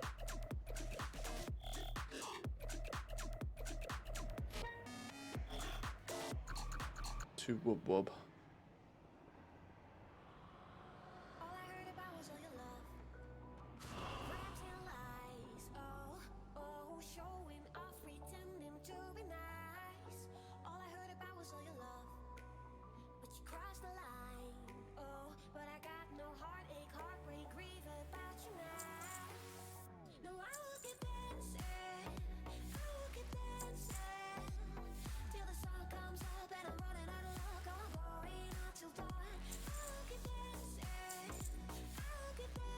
That is a cheap, flawless bulbul worm.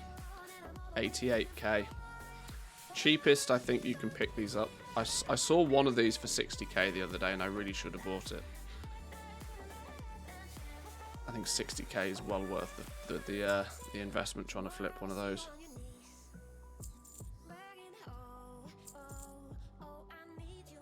Scaly for 12k.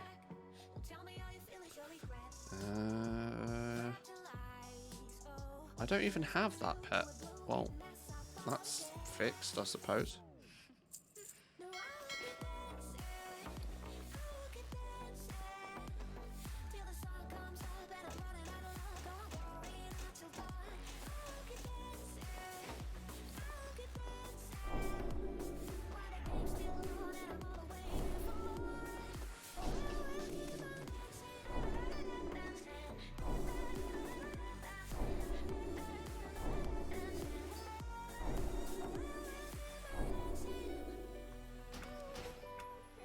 Oh, it's a Children's Week one? Ah, that's just happened as well, hasn't it? That explains things. I'll slowly learn this information. And once I learn it, I'll you know, I'll lock it away in the vault for when I need it.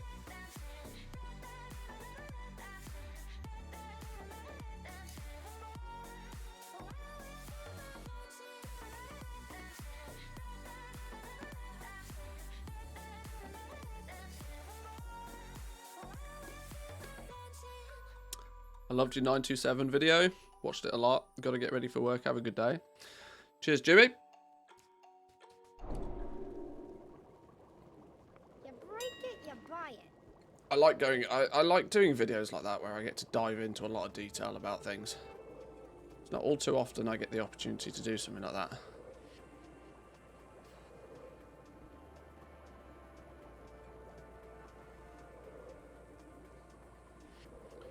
I'm always kind of cautious with my YouTube videos to try and keep them short and snappy.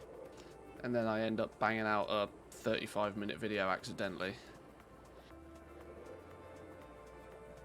Sometimes it's worth it though.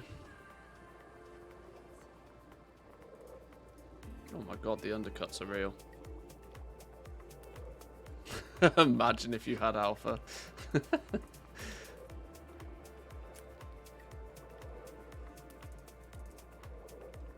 Yeah, we'd have gone into a lot of detail, I think, if I had the alpha. Check, maybe it's arrived. Oh, I'm literally checking on the hourly. I'm genuinely checking on the hourly. It's not turning up. It's not turning up.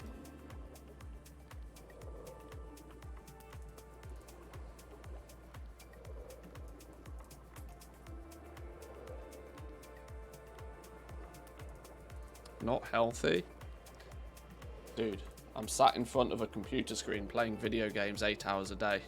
You don't need to tell me about not healthy. I'm very aware it's not healthy.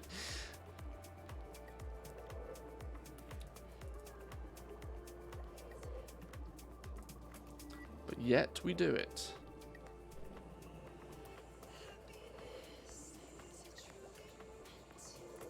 Cancel scan throttled. Oh no.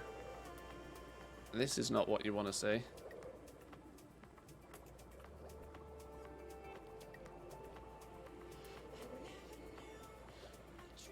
We're within millimeters of switching over to only sell slightly more expensive pets on this realm, though, so we should be alright.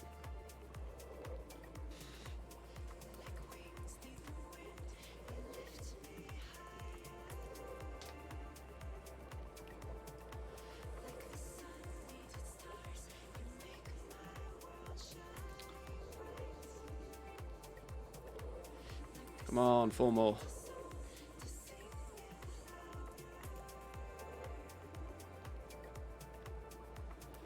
Has there been any noticeable large changes in the last 1.5 years with TSM, or is it still mostly running the same? I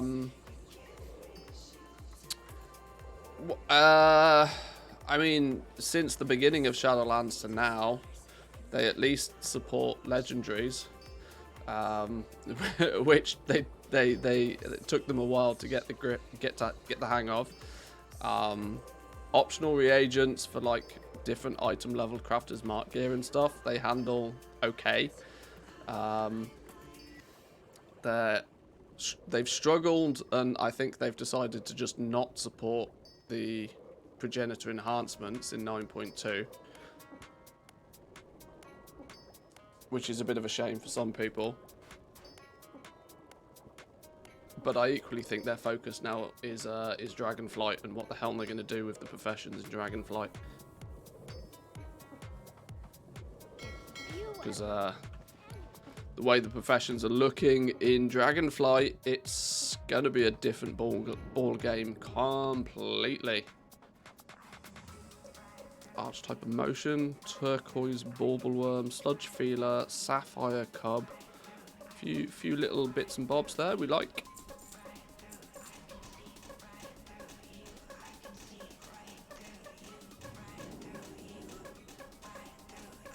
I'm going to be honest, I'm not even entirely sure that like an add-on like Trade Skill Master, from the perspective of crafting, is even going to be that desirable.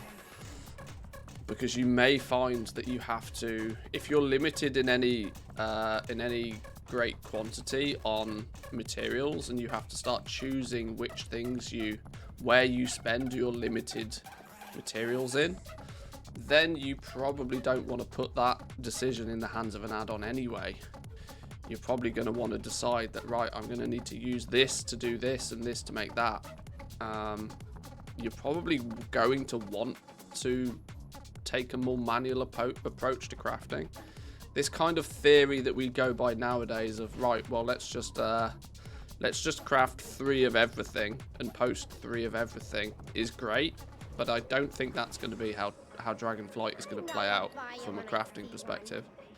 I just don't think that will be the mindset that players will go with.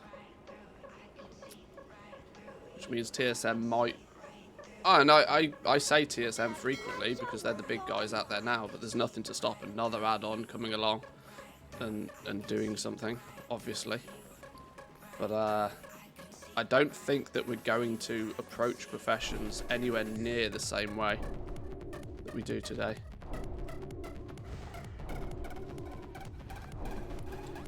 Yes, I know I'm caging all these pets. I'm aware of what I'm doing right now. This isn't a mistake. You've got over 100k on this realm now.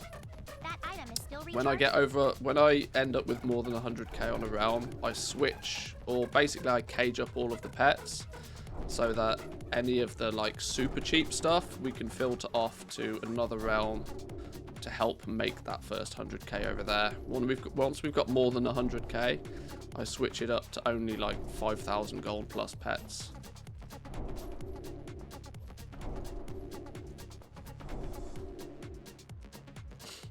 It's not ready yet. Never used TSM for crafting. Wasn't able to trust it at launch. Yeah, it was. It took them a little while to get going. That's definitely for sure. They kind of caught up in the middle of the expansion and are now playing catch up again a little bit, it feels. I think you've said it before, but TSM or similar add-ons should focus on the information rather than function. I'd rather have accurate tooltips that tell me what was profitable and then press the button myself if needed. Well, that's absolutely the approach that I think that players are going to take in Dragonflight. Because, you know, your decision to craft something or not to craft something may differ on a lot more variables than just, well, can I buy materials at the right price? It's like, are you going to choose to use, do you want to increase? Obviously, I'm aware that not everybody has a full impression of what's happening in Dragonflight yet, but with the fact that finishing reagents are going to be a thing, optional reagents are going to be a lot more of a thing. You may want to, before craft, you may have, and I can already see this being a thing, you may end up with like multiple different sets of profession gear. If you're crafting, if let's say you're a blacksmith, for example, if you want to be crafting your armor, there's a good chance that you're going to want to use like resourcefulness stats as much as possible when crafting big pieces of armor, because they use lots of materials, and resourcefulness will help reduce the amount of materials needed on those crafts. Yet if you want to sit down and do a restock on, the equivalent of Shadowgast ingots or something, you might then want to switch your gear out to like some profession tools that have multi-craft on them to give you the chance to proc extra ingots when crafting them. So you're gonna approach professions very, very differently than what we do today, because the entire crafting system's being rebuilt. So hey, you got your hair back? I did. I also gained some massive teeth, but you can't see them right now.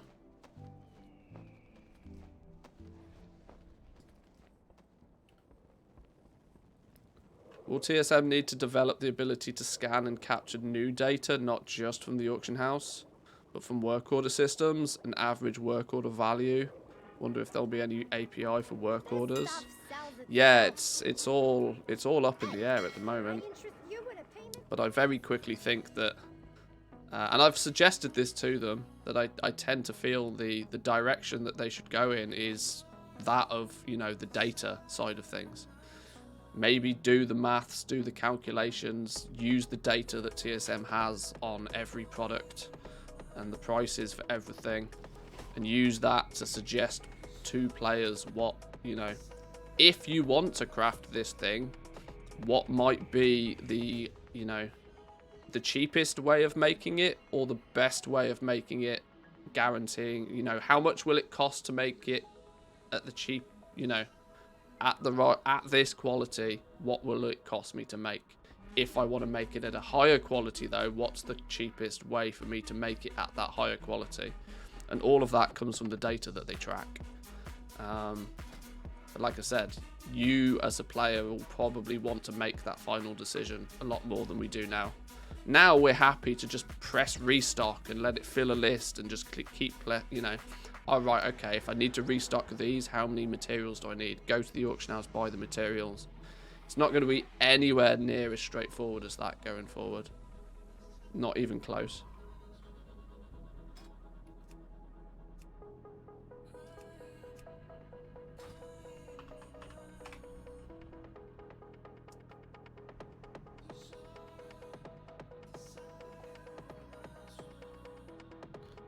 still early, but it looks like for the first time in 15 years I might have multiple alts with the same profession branching out in different paths. But if you actually have to play an alt to progress the professions, it's not 100% free. Having that weighted feeling won't be enjoyable. I think if they really lean into this specialization thing, they can make it good. And I think they need to make there be enough branch, and they seem to be doing this. There needs to be enough branches so that people don't just run like 4 different blacksmiths. Because degenerate people will do it, right? But if there's enough branches of the tree to make it not really viable for you to do that, it will mean that you will have people specializing in one direction, and then that specialization will matter. And you might have to make that active decision of, right, well, do I go in one direction? Do I take the short win? Do I, you know, spec into the thing that I know right here, right now is going to be super valuable?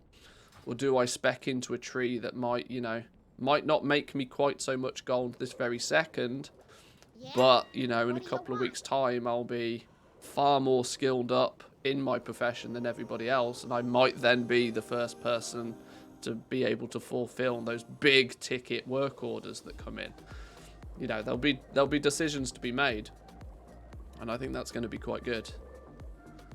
But like I've said a few times, especially in videos already, it's going to be a balance thing. They're going to have to be very careful with how they balance things. You know, the balance between how long is it going to take, what do you need to do to get profession skill points, how many and how quickly can you acquire the profession specialization knowledge points. What is the availability of the materials? What's the price difference between the different quality of materials? There's lots of things that are going to need to be balanced. There's lots more moving components that if one of them is out of whack, it will throw everything out of whack.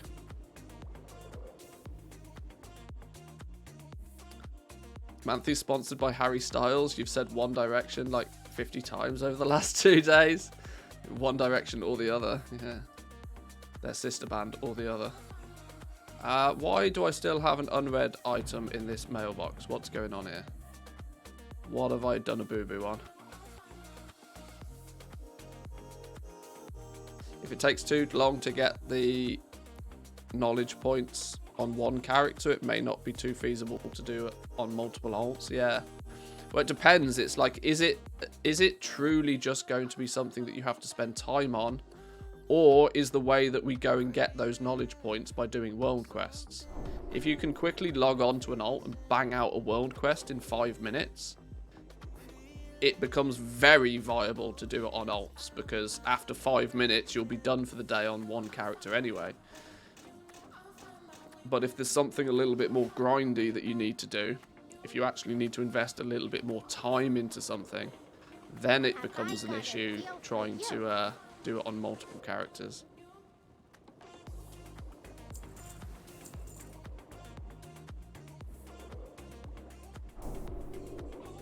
I kind of hope that there isn't an easy way for us to game it though.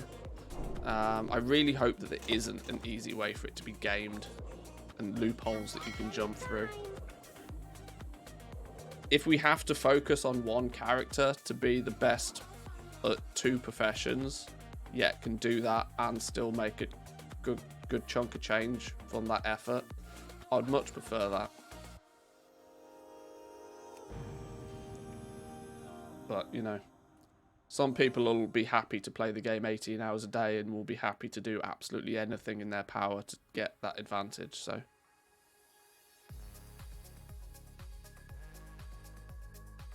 There's going to be some time gating from the bind on pickup materials so that gold won't be the only requirement.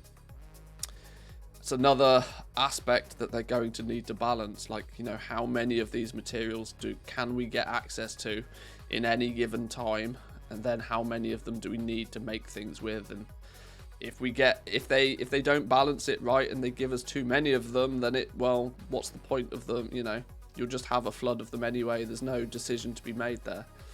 When we looked at alchemy, we had like 3 distinct options for the artisan metal, which we kind of already know is a limited item. Where's me? Where was the? Have I still got it? Is it still here?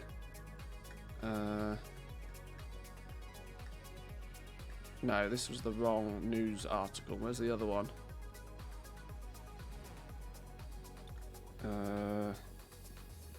It was more on professions, wasn't it?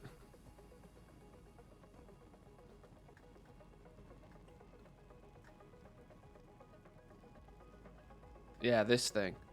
We already know that this is going to be a limited commodity. And with alchemy, there was 3 different choices we could make when it comes to spending this. Do we use it actually just crafting flasks so that we can then either, so that we can sell them?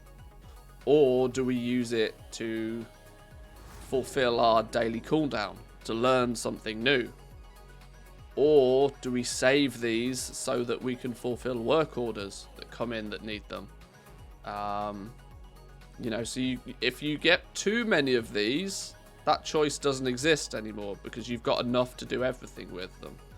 But if they're somewhat limited to begin with, and they're soul-bound, they're limited to that one crafter, you have to choose, right, well, am I going to use this to skill up? Or am I going to use this to craft something that I can sell? Or am I going to save them in the hope that they become more valuable to me when work orders come through? Who knows? Options. Options, options, options.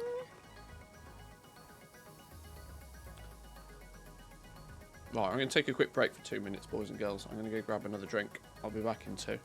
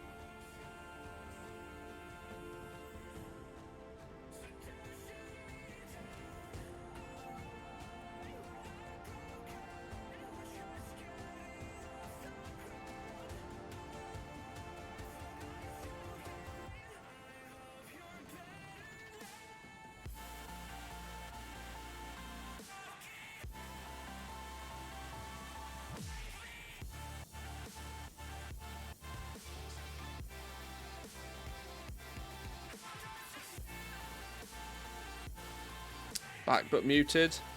Yeah, maybe a little bit. Maybe a little bit.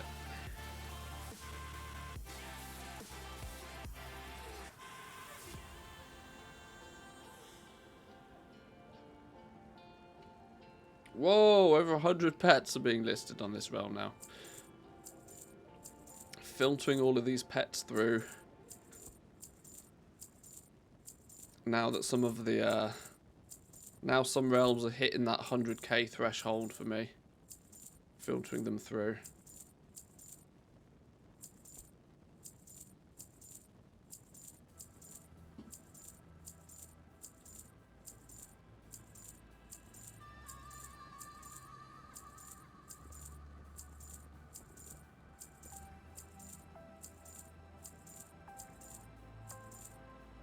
Boom, loads of pets.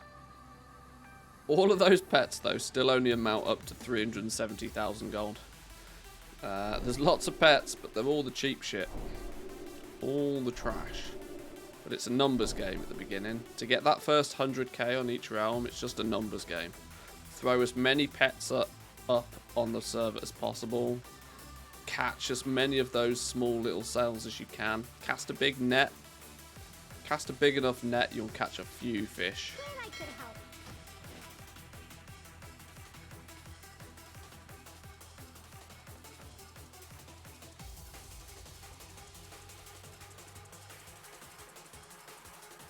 That's interesting. One of these realms, and I can't work out which one of it, maybe it's Antonida. One of these realms has gone from being high pop to full pop. When I made these characters, there was 3 of each. There was 3 high pop realms, 3 full pop realms. Germany's growing. The German players are coming back.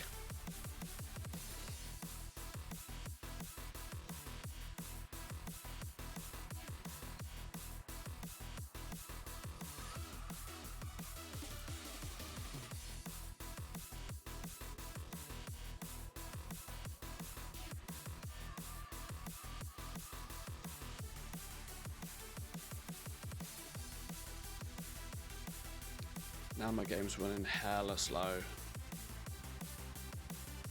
I wonder if that Google Chrome tab hoovered up all my RAM. Oh, okay. Move you over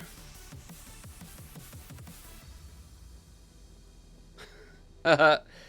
Google for some reason is using a lot more of my... Why is Chrome using 20% of my system resources all of a sudden? For the love of God.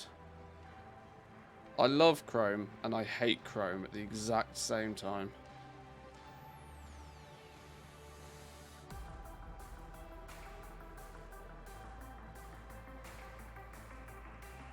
When you see your home realm listed and Manthias has a character there. Well, I now have characters on the top 25 most populated realms in the EU.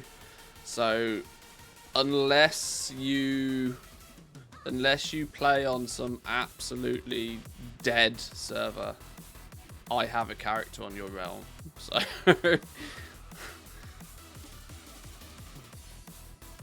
but on all but about 3 realms, all I'm doing is selling pets. So you're probably fine.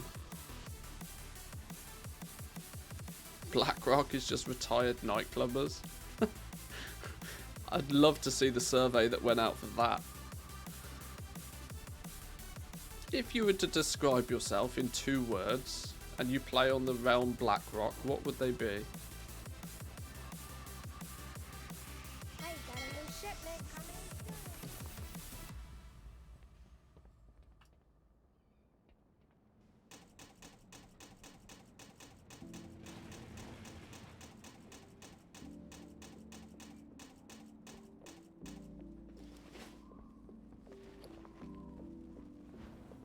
I know a buyer when I see one.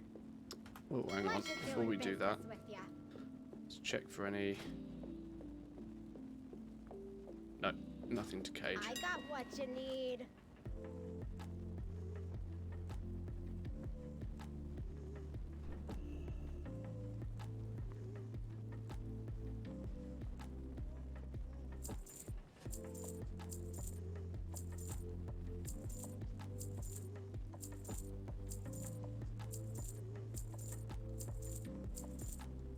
200k over here, though. Surely we can spend some of that. Surely we can spend some of that. And by spend, I mean reinvest it, obviously.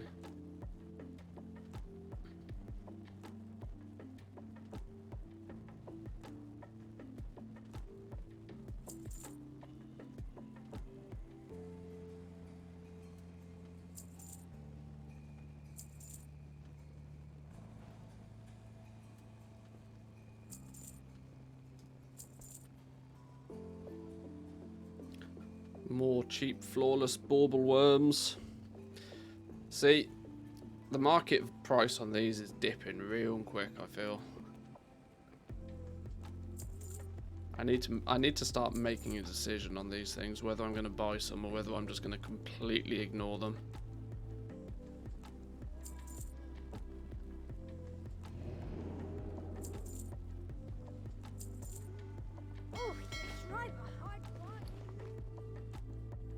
Quick repost and then we'll play Factorio 2.5 hours later. Shush. This is a quick repost. It could have taken me 5 hours. Let's not forget. Let's not forget. I turned a 23-minute video into an hour-and-a-half react the other day. I have the ability to make time almost feel as if it's stopped.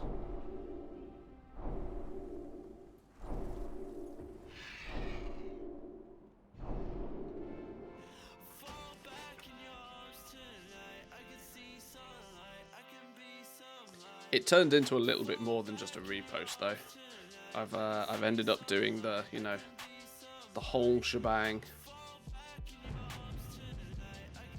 If I'd have just emptied my mailbox and put what was in my mailbox back on the auction house, I could have probably done it in 20 minutes.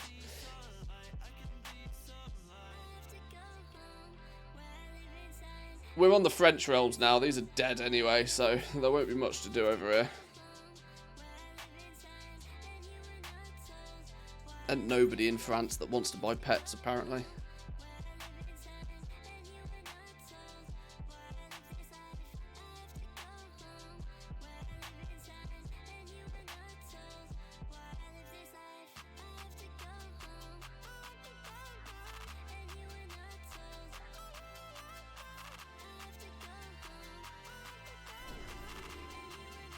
Got the best deals anywhere.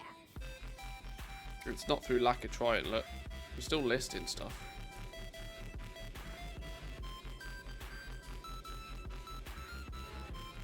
It could be completely the opposite. It could be that the French realms are actually popping off, but I just get undercut super fast.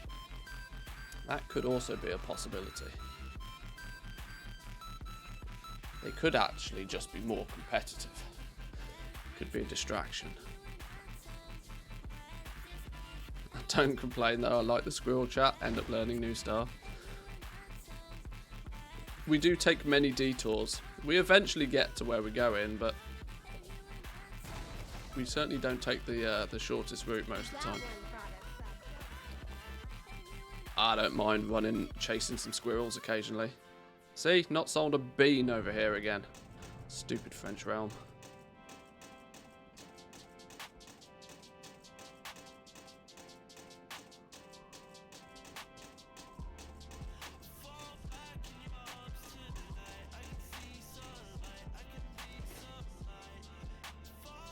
And yeah, all we're going to do now is make the problem worse by putting even more pets on this realm.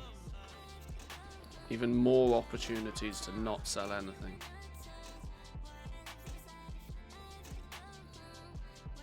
Somebody mentioned yesterday that people go hard on the French realms. I mean, they must be going pretty aggressively. I'm struggling to sell anything on the French realms at the moment.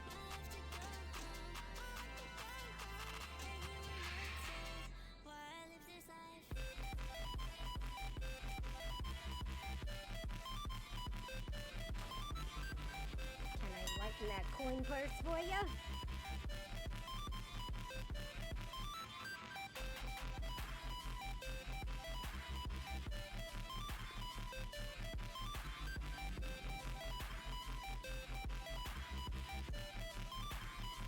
Looks to be nearly 60 pets here now.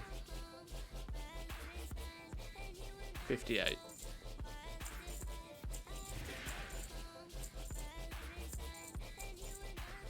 Their prices over here don't look terrible though. It certainly doesn't scream as being... It doesn't scream a realm that's, you know, just dead for pets. Based on their prices, but... I'm having a real hard time selling anything over here.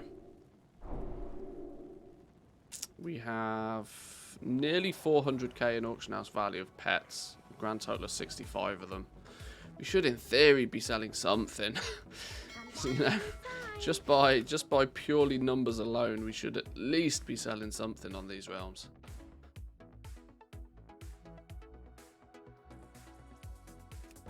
See if Dalaran's any better. Doesn't look like we've sold anything on Dalaran either.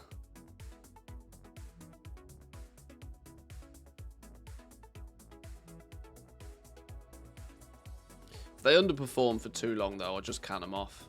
You know, if like I could use those pets somewhere else. I could just send them somewhere else that can be where they might actually have a greater chance of selling.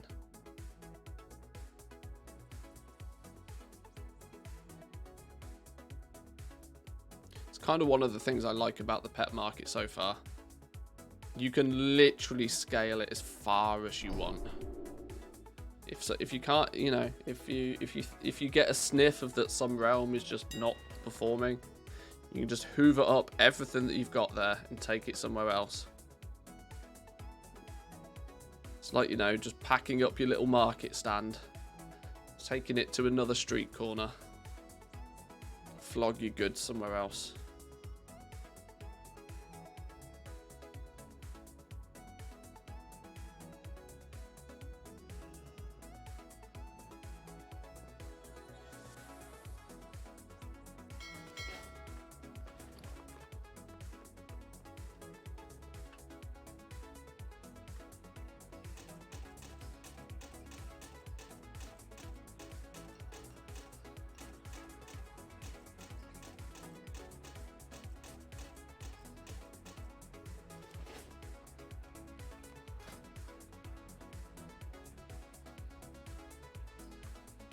I must have not caged stuff up for a couple of days though on these lower realms, because to cage up 22 pets in one go feels like a lot. Then who knows what the hell I'm doing, you know. I caged up all of my pets for no reason whatsoever on Draenor yesterday. and was so oblivious to the fact that I'd done it that I actually thought that they were just bugged out. So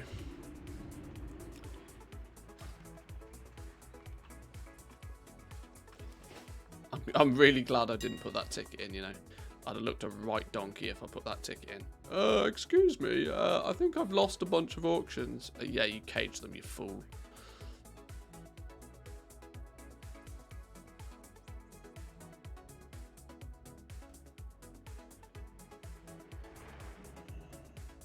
I don't mind making myself look stupid in front of a bunch of people, but in front of a GM, oof, that's not going to be good for your reputation, is it?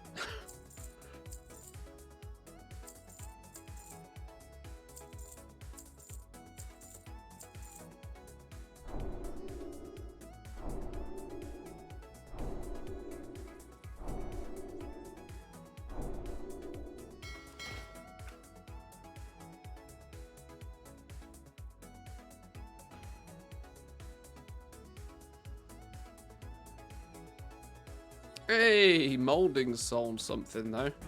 RP realm, that makes sense.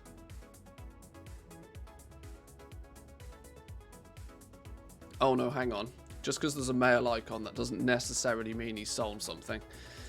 Expired auctions also do that, don't they? So let's keep our fingers crossed.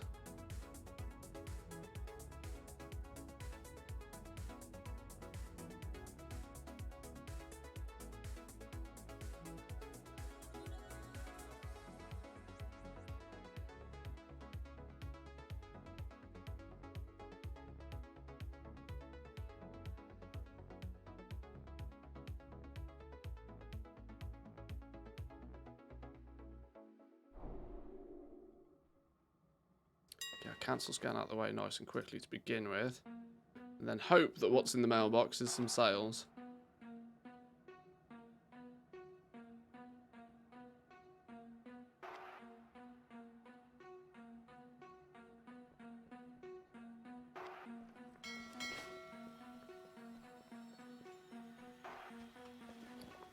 Hey, we did sell something. A crafted pet. Okay, sure.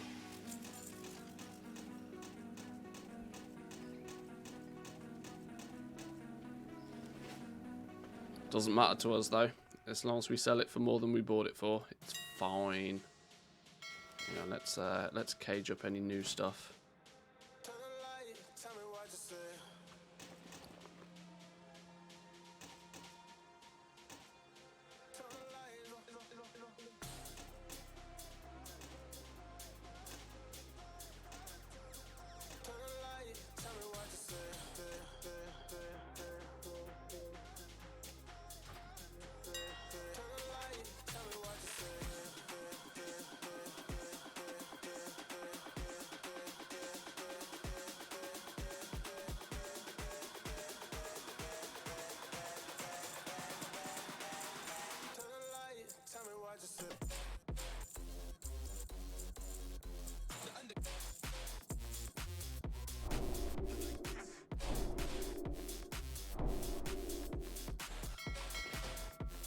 Right, last chance for French Realm to deliver.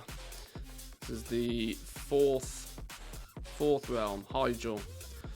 Don't disappoint me. Oh, yeah, not sold a bean. I'm going to can these French Realms off, you know. These things are useless. Ugh.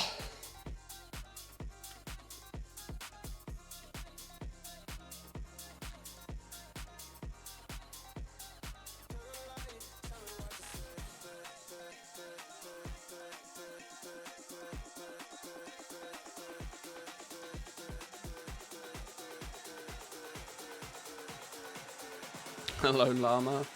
Yeah, we're gone no cam mode today. I'm having an ugly day. It's Friday. I'm chilling. A little bit more of a relaxed stream today. Yeah. Everything's been a little bit. Oh, yoink, haha. A raw emotion and a sludge feeler. Go on. Yeah, everything's been little serious the last few days with all the Dragonflight news and stuff, so I'm taking it a bit more chill today. We're actually probably about 10-15 minutes away from going and playing some Factorio for an hour, I think. I just wanted to check my realms real quick, and by real quick I mean it's taken nearly 3 hours.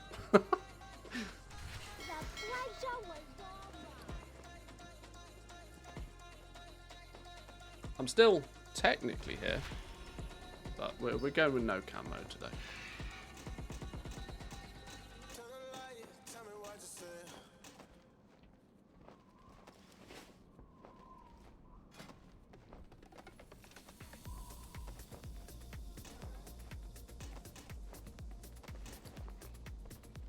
It's weird though, like I noticed there's a significant difference in both the pace of the stream and also the amount of energy that it absorbs from me. I can't explain in great detail why, but if I stream without the cam on, I end the stream and I feel, you know, I've still got just as much energy as I ever had. Being on camera, there's something about being on camera that's very draining energy wise, which is why I'm absolutely amazed at the people out there that stream like 8 to 12 hours like without even thinking about it. Being on camera for that long would just absorb all of the energy from me, and I don't quite know why it is. It's not that I've got no issue with being on camera. We're all just vampires. Maybe, I'm not sure.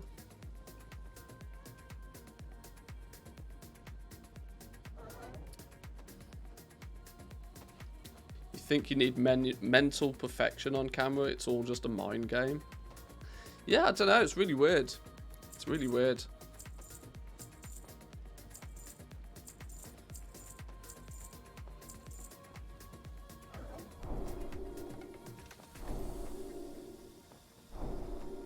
That doesn't necessarily mean it's an 8-hour stream, no. It's a chill out day. It's not like a... To do an 8-hour stream is the opposite of a chill out day. The exact opposite. Whoa, why are we going all the way over there for? What's going on there? Let's come back this way. Why is there an auctioneer chilling down there? I've never noticed that. Why are you not on the platform? Why is there 5 auctioneers over here? Never spotted that before. Right, well that's everything relisted at the very least. Oh no, I lied. We've got one more realm. We've got the Spanish realm, haven't we?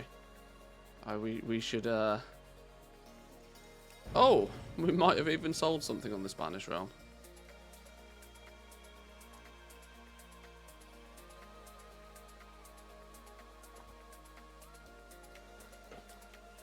Yeah, those streamers that can comfortably do like 8 to 12-hour streams every day on camera, like, blows my mind. How, like, where do they, you know?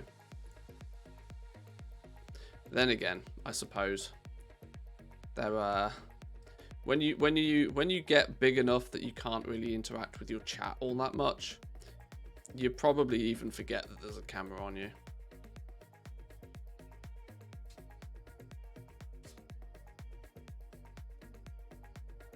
It'd kill my mental energy. Yeah, it would absorb it all. XQC used to do 16-hour streams every day. I mean, that guy clocks in so many stream hours every month. It's disgusting. I genuinely don't know how that guy is even alive. It can't be good for your health. It really can't.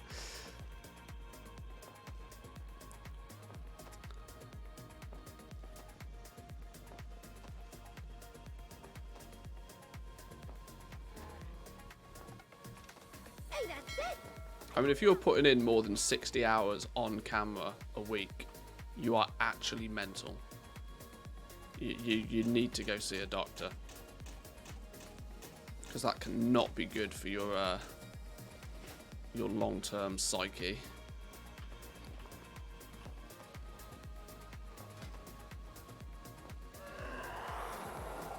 Even Asmund gets mental drain from it. He's on a break now because of it. It's funny, right?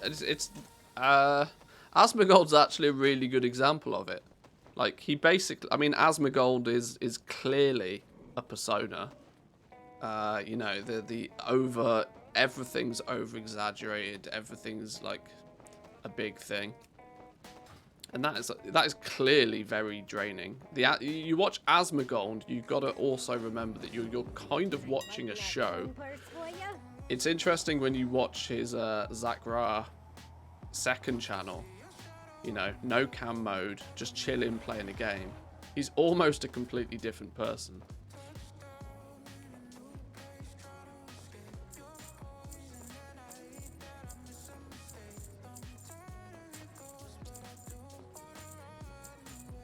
During the GTA RP period, he used to do sometimes more than 24 hours multiple times a week. Yeah, I mean, you can get away with doing shit like that when you're in like your early 20s. Like that, your physical ability to do that sort of stuff diminishes very quickly. You know, much past your mid-20s, you are not doing 24-hour streams. Not without 3 days off after. It just doesn't happen. If you ever need any...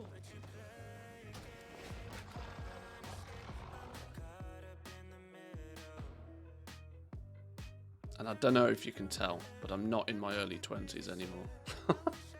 Oh, I suppose right here, right now, you'd have no idea, but...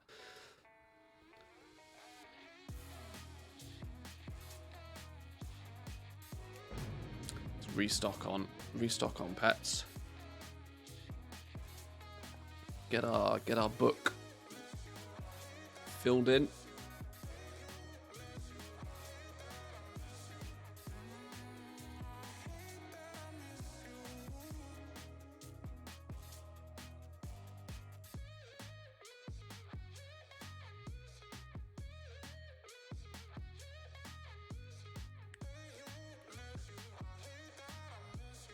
Very late 20s.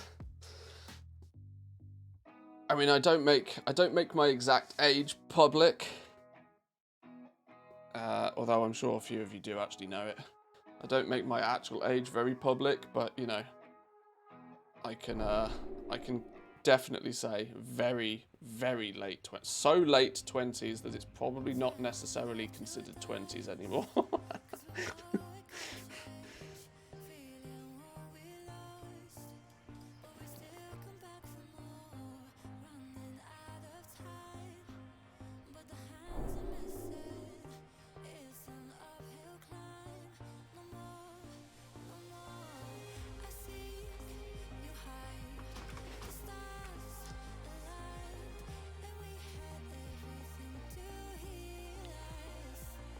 I'm on my teens.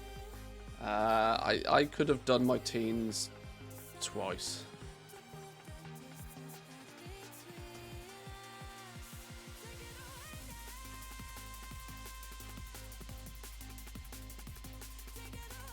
Let's put it this way. In certain parts of the UK, I'm old enough to be a granddad. That should give you some indication.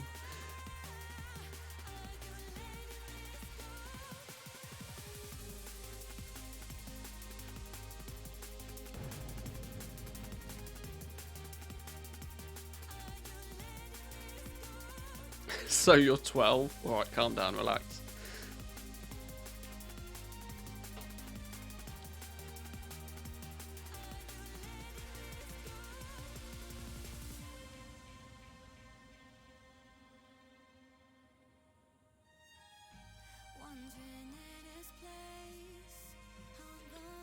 Most UK places about 24 could be a granddad age, right? I mean, no.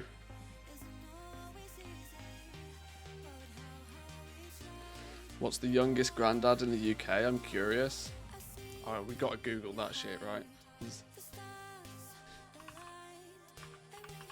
I'm obviously not going to Google this on stream before I see what comes up.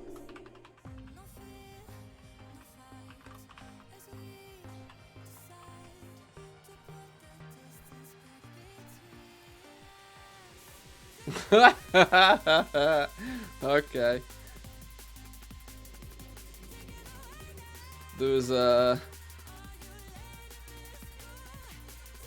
guy called Shem Davies who at 29, who himself became a dad at the age of 14, said is to be absolutely delighted about becoming a granddad, according to the Sun newspaper, at the age of 29. 29-year-old granddaddy. Oh my lord. Fucking hell.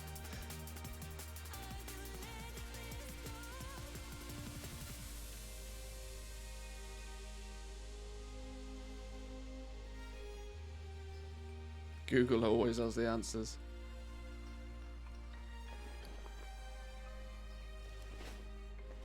Okay.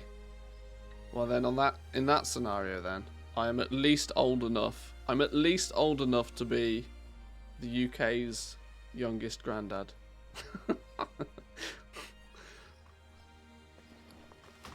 What a crazy world.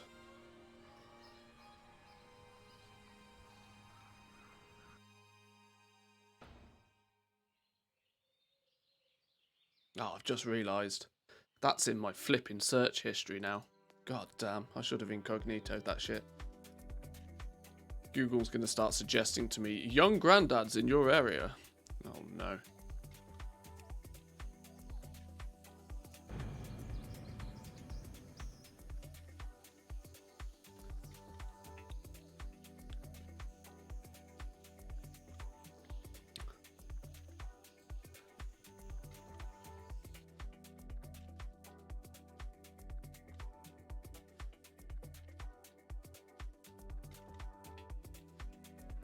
So good old Shen will be a great granddaddy by the age of 40.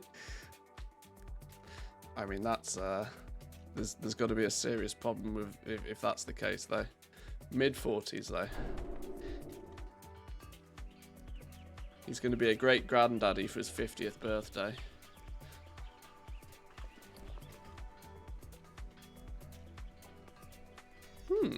appears we're fully stocked on pets. Greetings. Nice. Nice.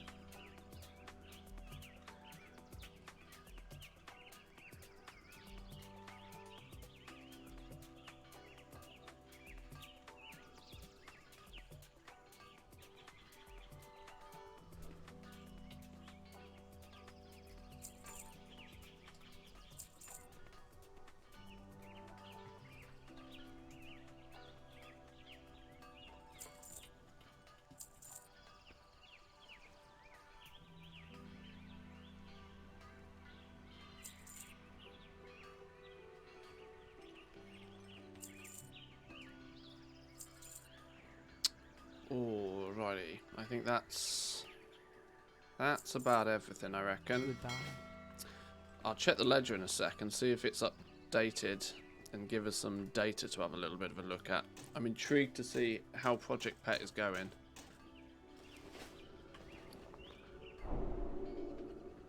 There wasn't an outrageous amount of juicy sales in the mailboxes, though. So we quite definitely have had another more expensive day than a more profitable day. As soon as I stop spending, though, and as soon as I focus on selling some stuff, we might be alright. So where's me Trade Skill Master page? When was this last updated? This was last updated at 10 AM this morning. Okay. So it's not going to have got any of today's data in, but we can sort of start to see how things are progressing. We have a little under 6 mil in sales, but our sales total is slowly rising. We are slowly selling stuff. We've sold over 600 pets so far. Where's the juice though? Where's all the money coming from? Viperid Menace has been our greatest turnover of pets. We bought 8 of them initially. We've sold 5 of them already. Our average sale price is actually slightly less than what we bought them for. So we're not actually making money on these ones, unfortunately. I very clearly bought these at too high of a price, which is entirely my own fault. But at least we're able to sell through them kind of quite quickly. Doing a good job of spreading some gold about. Shelly, we've bought 9 of those. Another protoform synthesis pet. We've been able to sell 4 of them so far. Averaging 6k profit roughly, nearly 8k profit on each one, so like a 30% profit on each one of those resales, which is nice. We still got a few more to sell through before we recuperate our investment though. Burden souls, these goddamn things are literally a burden to me. Once again, I bought these really early on in Project Pet, which is also probably something that I way overspent on average. These burden souls, you can pick these up for like 18k on a bunch of different realms. Where I bought them though, I overpaid quite clearly. But once again, selling them other places spreads the gold about at no real cost. Proto Tickles, we're slowly starting to sell these out now. We've bought way too many of these, but when you see a bunch of them cheap, it's kind of hard not to. We bought nearly 30 Proto Tickles, but we've never paid more than 10k for one. And we're slowly selling them out again at sort of 17k a piece. So nice healthy profit when we do sell them. Just got to sell some more. 20k for our archetype of renewal. That's an average price. We've been selling them out for 25 as an average. So we're making reasonable money. There's a pattern here though. You can tell that the ones that have, you know, bigger numbers to them are very clearly, there's a pattern here. You know, they're either Shadowlands or they're protoform synthesis pets.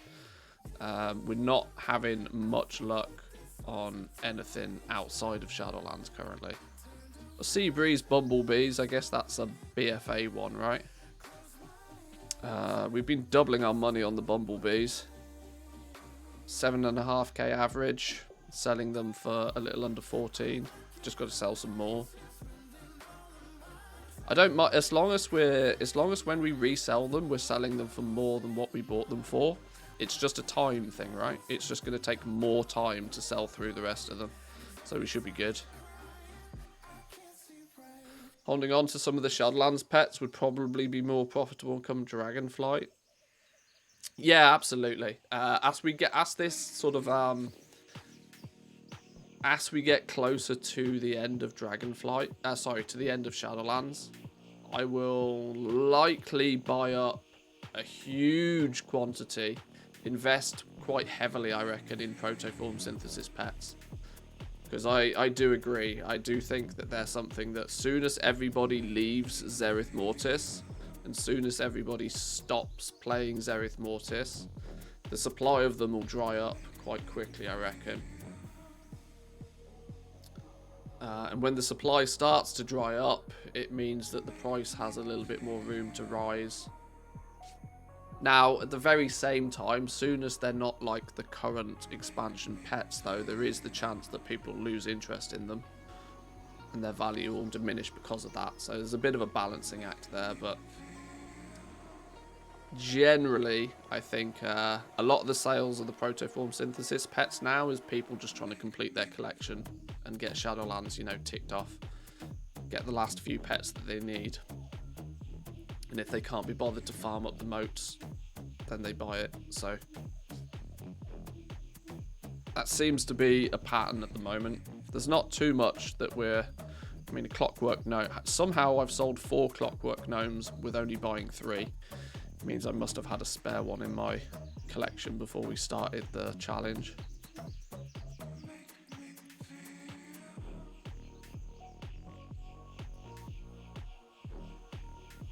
Interestingly, actually, I'm not making much of a profit on the flips of the protoform synthesis pets, generally. But they are working really, really well as a tool to just spread some gold about. Taking gold from the realms where I've got a big stockpile of it that's just sat there doing nothing, and spreading it across a few realms to give us the ability to buy other pets where we need to.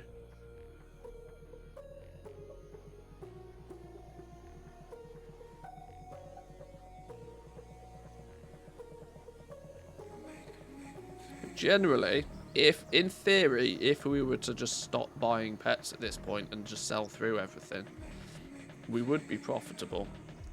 But we're quite aggressively buying things at the moment, which is why we're still in the red. We're going to be in the red for quite a while, I feel. It's going to take some time before our buying slows down enough for our sales to catch up, I reckon. But when we get to the point where we can just cherry pick only the best deals from the best realms and can spend a little bit more time on just, focusing on selling some stuff, we should be in a really good place. This graph is useless, though. This is an actually useless graph. So useless. Are you planning on taking advantage of the XP buff? Not really. I might level a couple of pets. See, my brain is in one-track mind. I might level a couple of characters on other realms. But God's honest truth is I've got lots of 60s. And most of the time, if I need another character or want another character, I buy a boost. Is the God's honest truth. It's like even with today's ludicrous prices, what is a boost worth nowadays? $60 is like what, 5 tokens? 5 tokens at 300k a piece. You're looking at 1.5 million for a boost right now. Yeah, I have enough level 60s already. If I need another level 60 for some reason, I'd probably just buy a boost with some gold. I have no desire to like level 20 characters, 40 characters, anything like that. It's because come Dragonflight, I'm going to just have to level them all from 60 to 70 anyway, which is, getting a max level character now, sure, great. But I've got plenty of those. The problem just resets when we get to Dragonflight, though. And I know that I'm not going to do anything constructive with max level characters right now.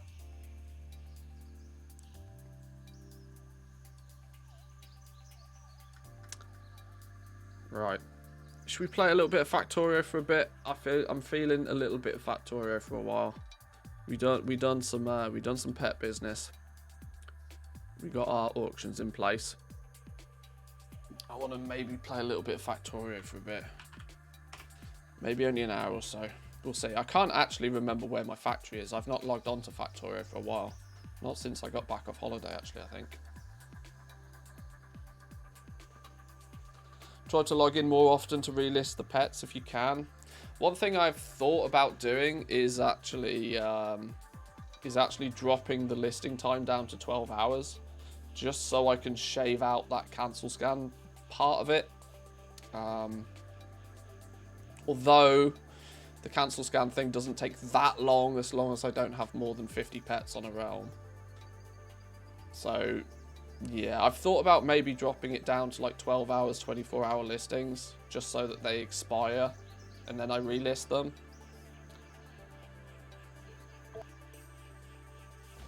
But you are right, I should definitely... Oh, that was timing, wasn't it? That was good timing. We've just learnt Spidertron. Actually, before we go too far, I should probably change up some Twitch-related stuff.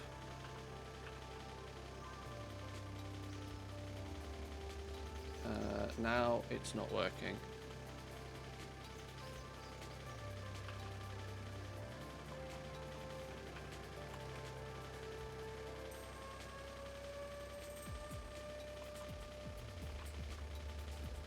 There we go.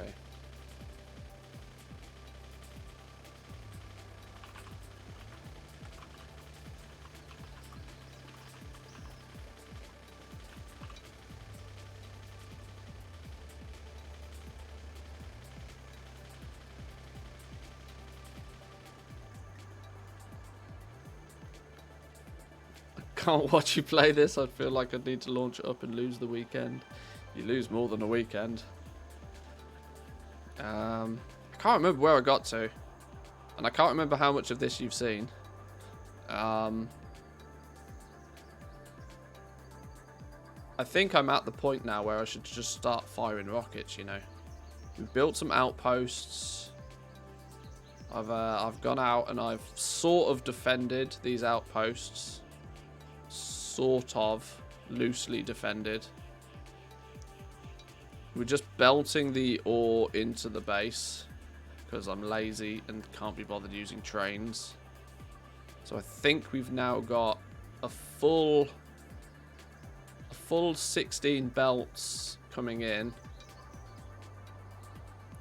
being split up, being split across our smelting things that aren't working anywhere near as efficiently as they could do because they're still on yellow belts. These are sized so that when we upgrade from yellow to red to blue, that they will just be more efficient. So iron is good, I think. Iron is good, and still we've got so much room for improvement here. We could upgrade all of this to red belt and really push the production a little bit more aggressively. Iron, there's enough materials coming in for iron. Copper is in a similar position now, although I do think I need to outpost copper a little bit more. We've only got... Hang on, let me turn turret coverage off. We've only got 2 little sections bringing in copper, I think. Is that only 8 belts of copper? That's only 8 belts of copper coming in. That's not a lot. That's probably what we could do with a fix for. Did you start with default amounts or max out to save you not having to think about routing too much? I jacked up the density a little bit, but not by much. I wanted the frequency of the patches to be more than default, and the density of them, you can see they're floating around 50 mil, which until you start mega basing is more than enough. I didn't want to be trekking halfway across the map with trains in this playthrough, is my honest answer to that. I've not touched a single train yet.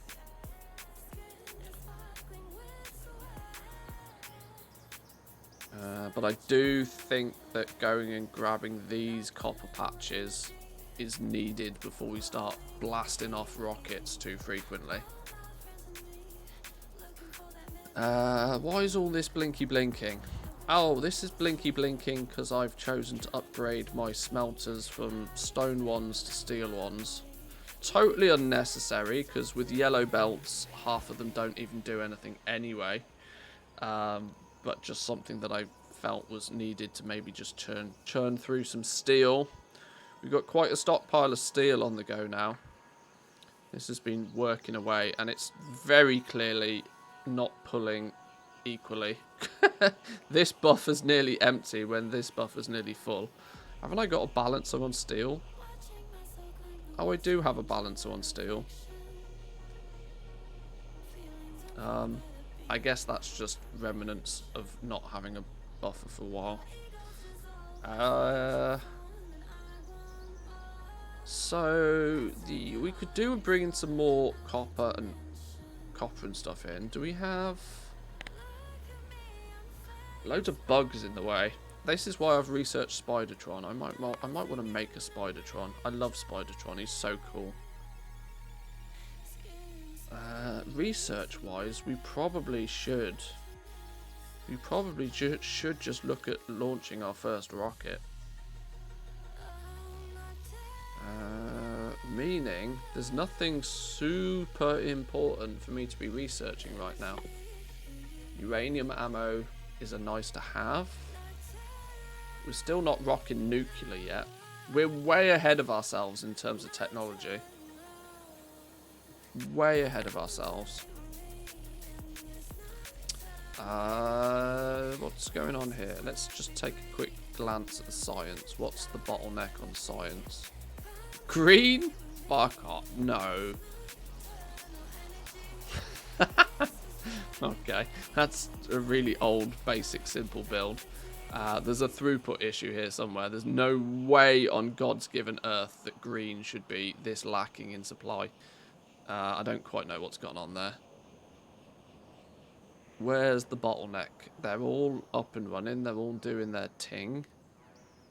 Okay, it's just a small build. That's fine. No biggie. I guess we maybe need to look at making a where's he gone? A rocket silo. I might throw down a chest and start collecting these materials. Where are we going to put our rocket silo? I mean, it makes sense for our rocket silo to just take a square up over here. It's always fun to put your rocket silo just like smack bang in the middle of a lake or something.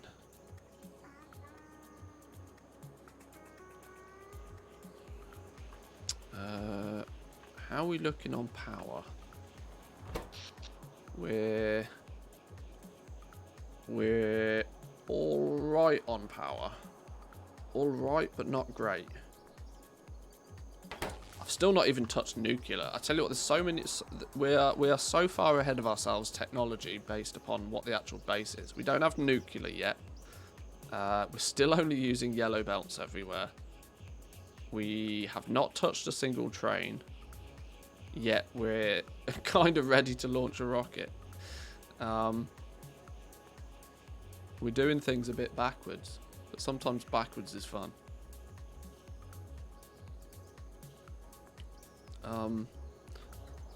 Our bots are doing nothing. Can we get our bots doing something? Oh, we're firing stuff. Boom. I have dotted about a couple of, not many, but a few artillery turrets as well now. Just to keep our defences looking a bit neater and tidier. Our bots need to do something though.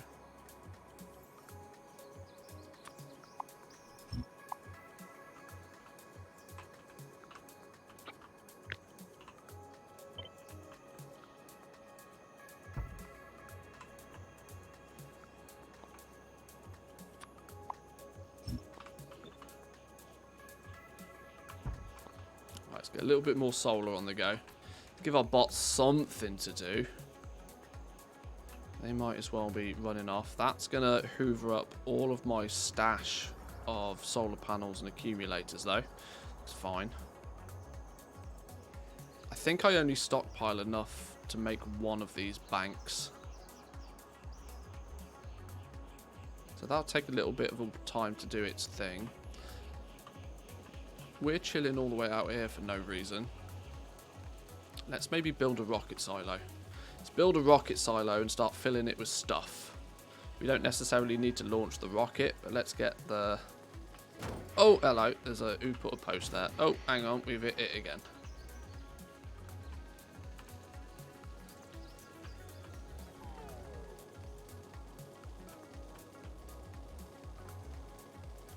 Right, let's put together some components we need to make a rocket silo. So, let's just drop a chest down because there's always loads of shit we need for this. So let's put in steel plates. We need 1,000 steel plates. Yoink.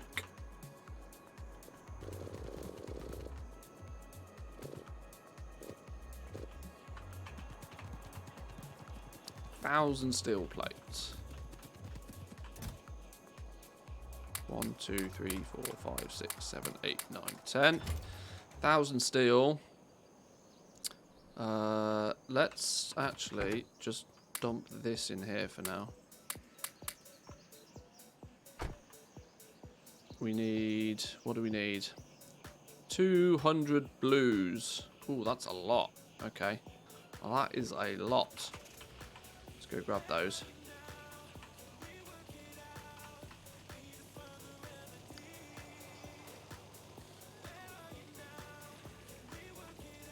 Oh, hello.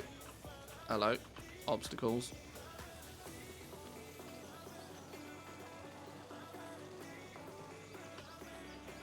Right, we're going to break the law and we're going to hoover off the belt for our blues.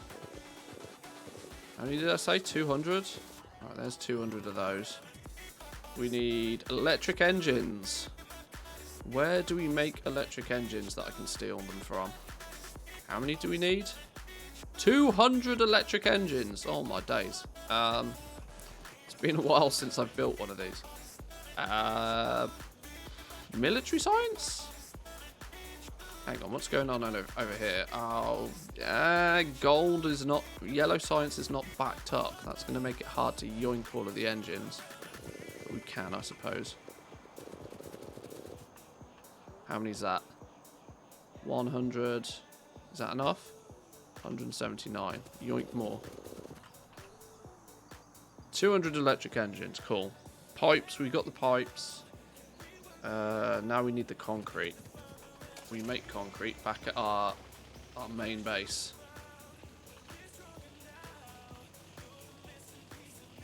I think. I hope. I vaguely remember we make concrete back at home.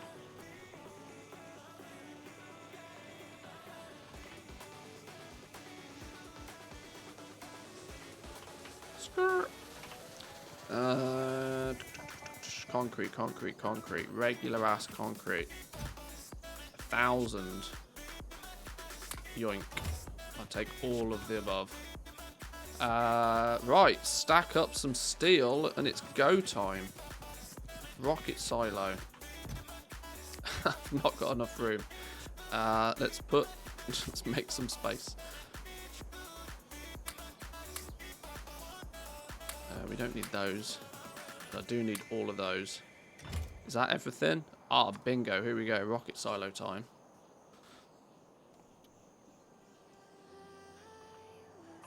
Right. Rocket silo. Probably just for now, slap it over here, right? I don't think we need to worry about this too much. This fella up here, I think he's going to be where we process our nuclear. Let's add some tags in here. Nuclear is going to go... We'll just call it nuclear processing. It's going to go in this one. It was going to go here, but we put gold here instead. Nuclear processing can go here, because if we're smart about it, we can just yoink that uranium straight in. Whack it straight in. Where are we going to put our nuclear power plants? I don't know. I think I want my nuclear power plants down here. I'll probably eventually just replace these steam ones with nuclear ones. We can probably put three big nuclear power plants down here. We'll run all of the base forever and a day with no issues. We'll make the fuel over here. We can also then make anything that's nuclear stuff here as well. Rocket silo seems to make sense down here, right? Because we got rocket control units. We got rocket control units, low density structures, rocket fuel. All of that's on the go down here. These all plumbed into a belt. I think these are all plumbed into a belt. Yep, these are all plumbed onto a belt ready. So we just need satellites. What else do we need to launch rockets? Just the satellites, right? So I guess this little house is going to be for the rocket silo, which we should have made by now.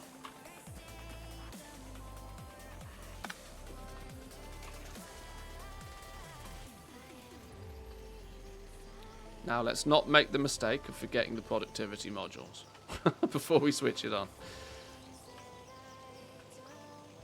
Anybody that's played Factorio to the end game will understand.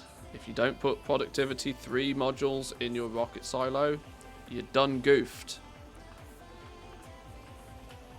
You've broken it. Right, where's she be? It's so underwhelming. I probably want to use this same little area. We'll make Spidertrons and things down here as well, I reckon. Because I'm going to have lots of Spidertrons. Me love me some Spidertrons, they're fun.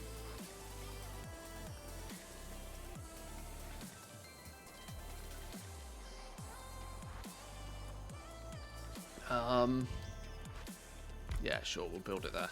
Right, now I need some prod module 3s. There we go. I knew I'd saved these in my bags for a reason. Prod module 3s, in you go. All of the above. Beautiful. Rocket control units, low densities, and rocket fuels. Let's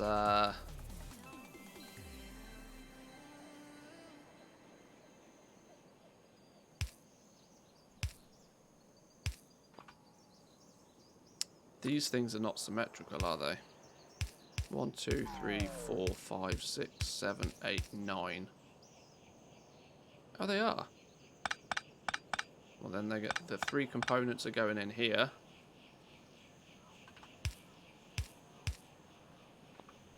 Three components whack in there. We'll make this look nice and pretty. It's going to be a bunch of nothing in the middle here, but we'll decorate it. We'll make it look smart.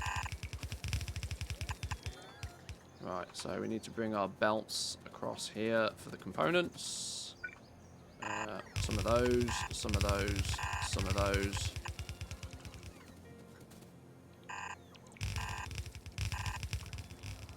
What are you doing there? Why are you there?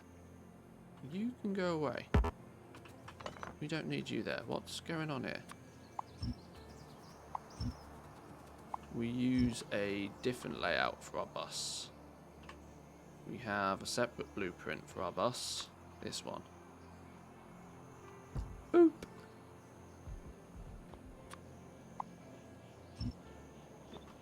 Hey, no, hang on, that's not the right one.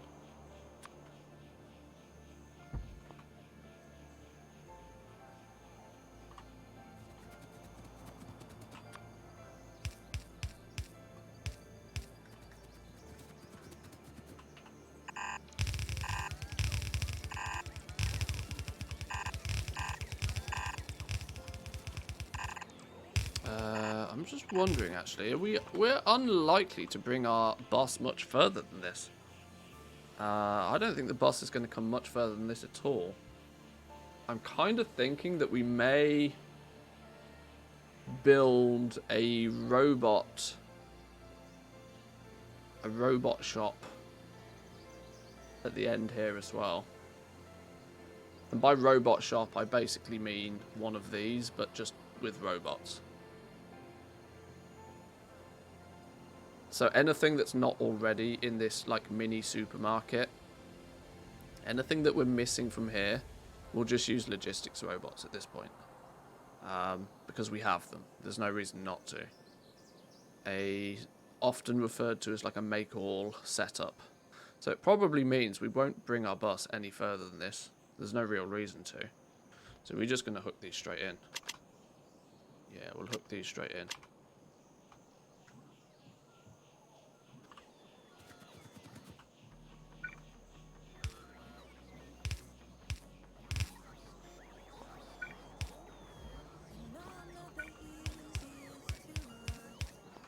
In she goes.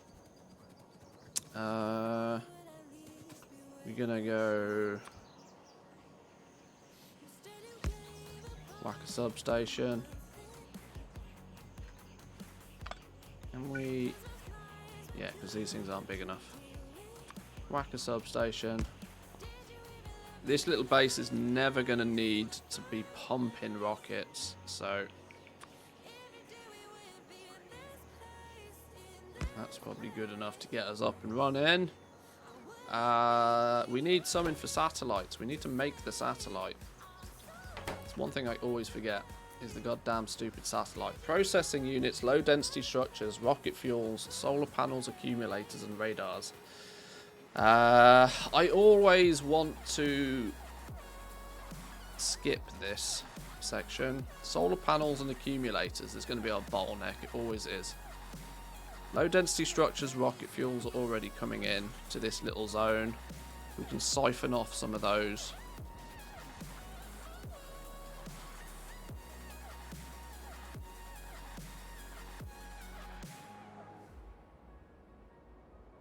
So we need a factory. You're going to be making satellites.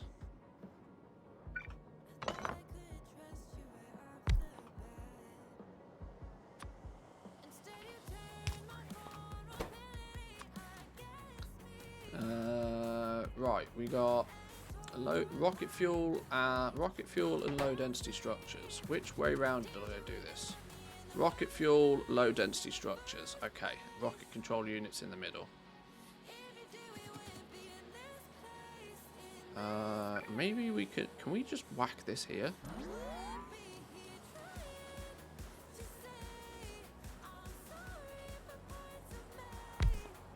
We can just put this here, right? Let's not mess about.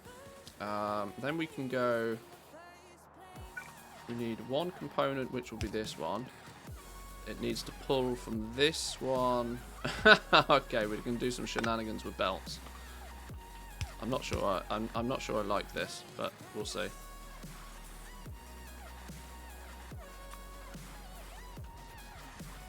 That's going to pull from there.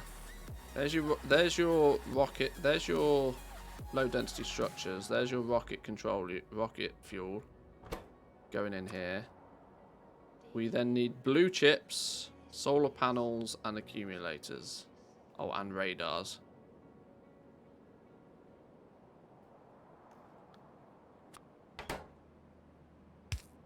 Yes, we're going to cheat like this. We'll bring blue chips in though. We can bring blue chips all the way down here, surely. How many blue chips do we need for a satellite? It's actually a lot, isn't it? We do actually then, in theory, need to belt blue chips in. If we're belting blue chips in...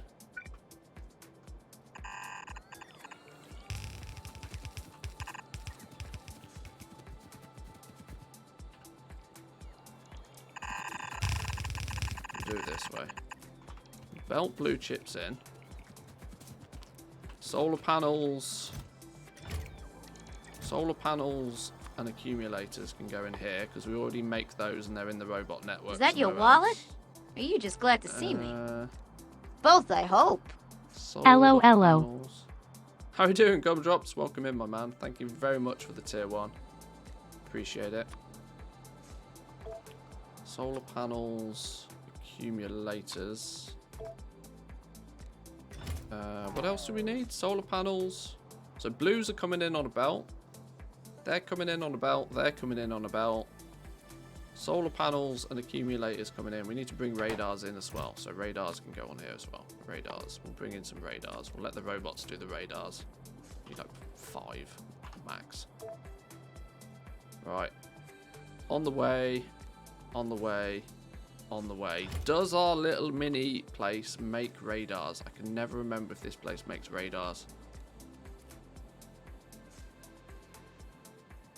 You've joined just at the right time, Gumdrops. We're about to start launching rockets. And we're about to get the end screen. We're about to technically finish Factorio. Believe it or not. We're nowhere near finished, but, you know, as far as the game is concerned, we're finished. I don't think I make oh, I do make radars over here. Great. They're in the logistic network. That's beautiful. Now we'll get hungry and stop the stream. I am actually genuinely very hungry. Now you say that. Now you mention it.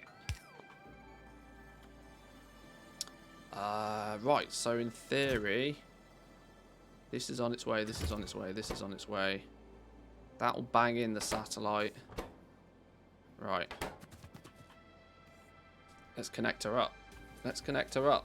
Why is this doing a business? How's the holoberry? Yeah, the little mini break, little vacation break was nice, thank you. It was needed.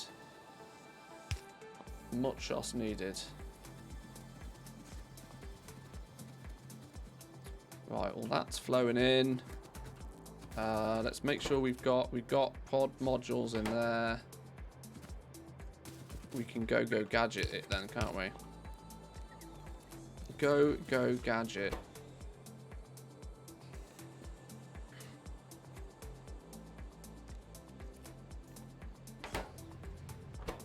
Can we prod module this? No. Alright, so this is going to start making us some satellites eventually. Once it gets all its bits and pieces. This is off to the races. 2% ready for a rocket. So that's just going to, you know, take its sweet ass time to do its thing, but it's doing its thing nicely. Is that automated now? Have we automated rockets? Apart from pressing the button. Apart from pressing the button, I think we've automated rocket launchers now. What we haven't done...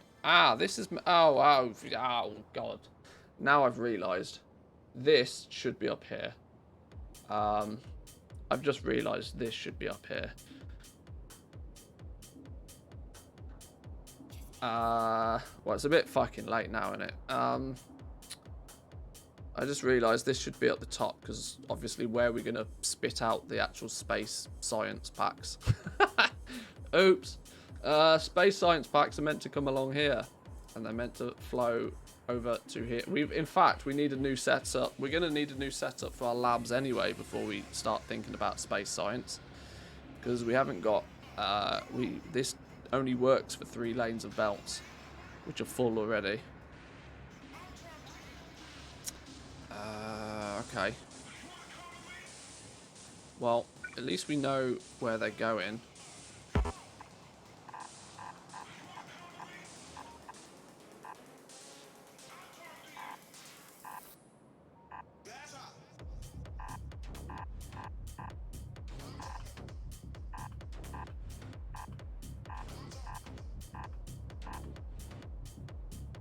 This is going to get in the way. Can we do that in a more...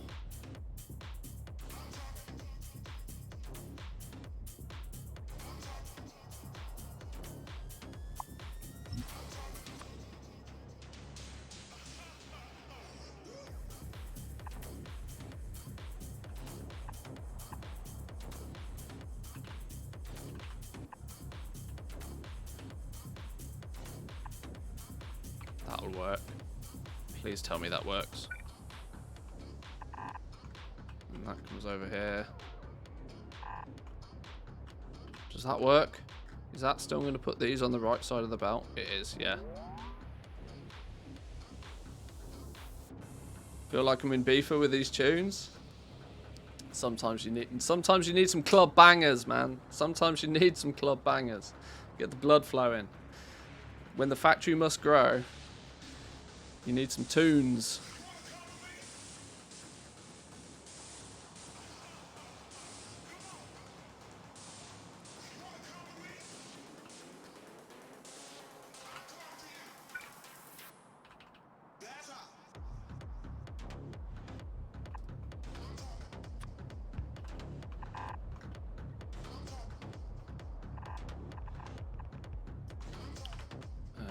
I probably want to run this here.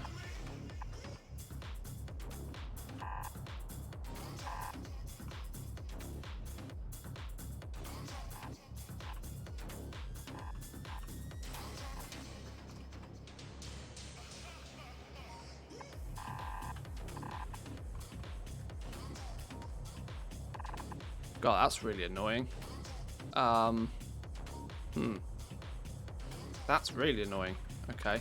See you later. Easiest way to fix that, get rid of the radar. See ya. Right. That, I think, apart from the fact that the space science has actually technically got nowhere to go, should we just do this for a minute until I make a new lab setup? Oh god, because the power poles don't even reach.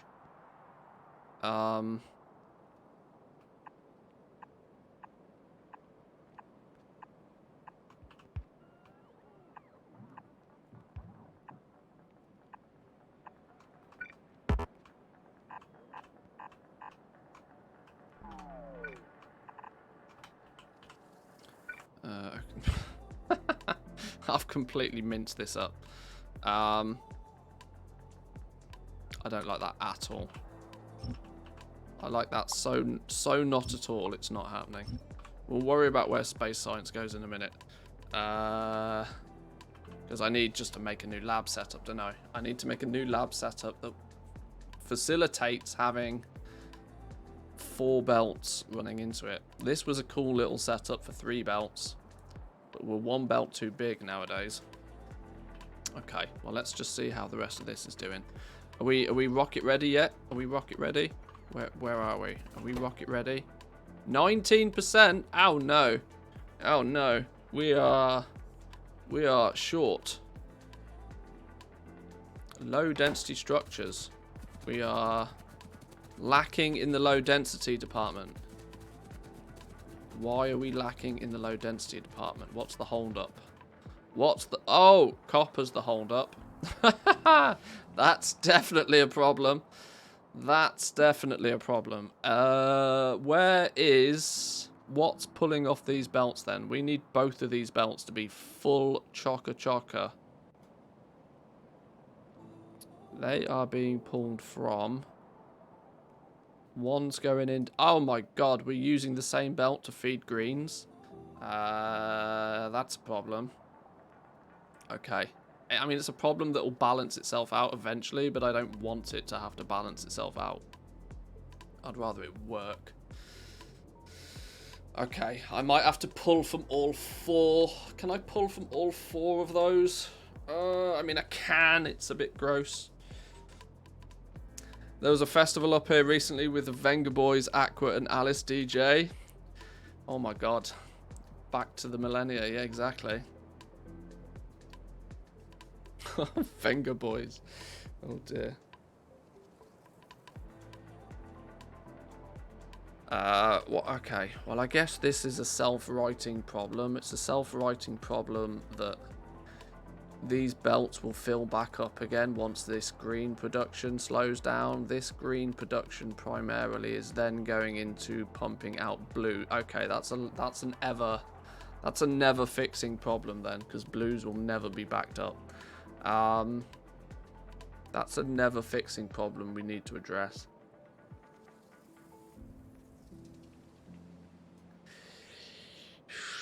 Okay. The reason I've kept everything at yellow belt is because I want everything to work slow and steadily. I don't want one aspect of the factory to hoover up every single resource, which is what you tend to end up happening when you move up to red belts and eventually blue belts. And you just end up waiting for one section of the factory to finish its thing before the rest of it works. But this is pitiful. We ain't never launching rockets at this speed. Okay.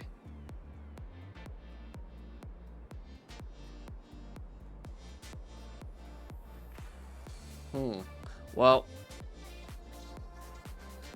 the infrastructure's there at least for it to do things.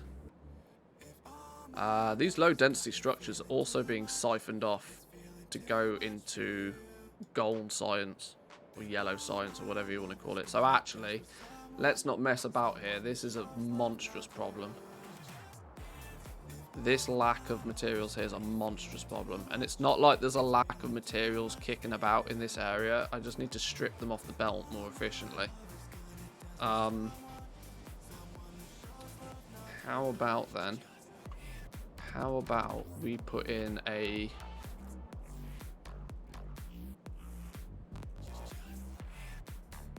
I can't remember the design for a 4-belt, full lane split off.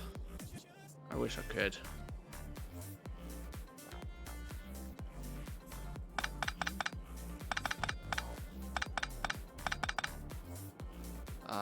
There is a way to do it, and I can't remember what it is.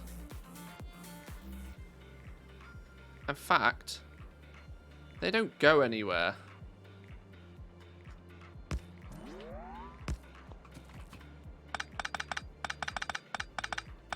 These belts don't go anywhere after they finish here.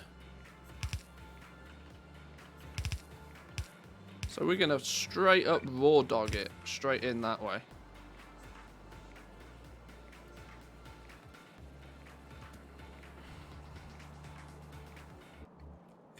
I mean, that's about as neat and tidy as it's ever going to get.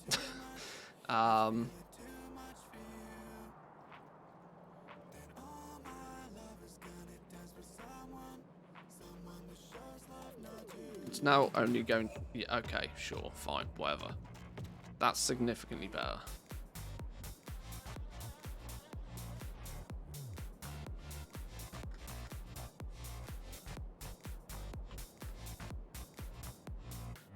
It's by no means perfect, because these two belts are never going to be anywhere near as full as these top two belts.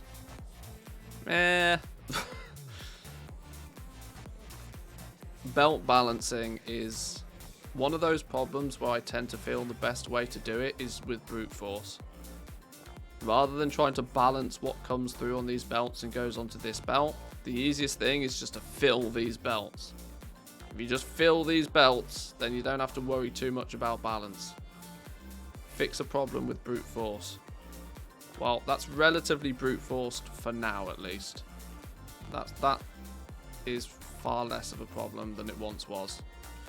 There might be knock-on effects of what we've just done here, because these two belts are also going into goddamn flipping greens. Low density structures end up using so much copper. So much copper.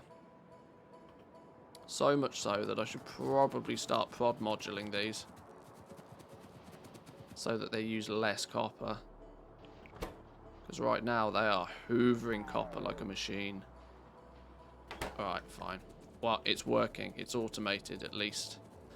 Give it time and it will do its thing. Now we're in the optimization stage. Now is where we get to play with some of the fun stuff, right? We start to be able to make Spidertrons. We start to be able to, you know, aggressively upscale stuff. The foundation to launch rockets is there. It will do it, albeit slowly. Now we optimize and we speed up until we get to a nice stable amount of science. Cool. I think though, boys and girls, somebody mentioned food a little while ago, and I think that's a cracking idea. And considering it's Friday, I think I'm going to chill now for the weekend and leave it there. We will be back on Monday. I'm hoping by Monday the Blizzard gods will have blessed me with an alpha key. If they don't, then we'll work out what we're doing. But hey, Gumdrops, did they give you an alpha key? you're prominent enough a figure. They'd probably given you alpha, right? With your connections.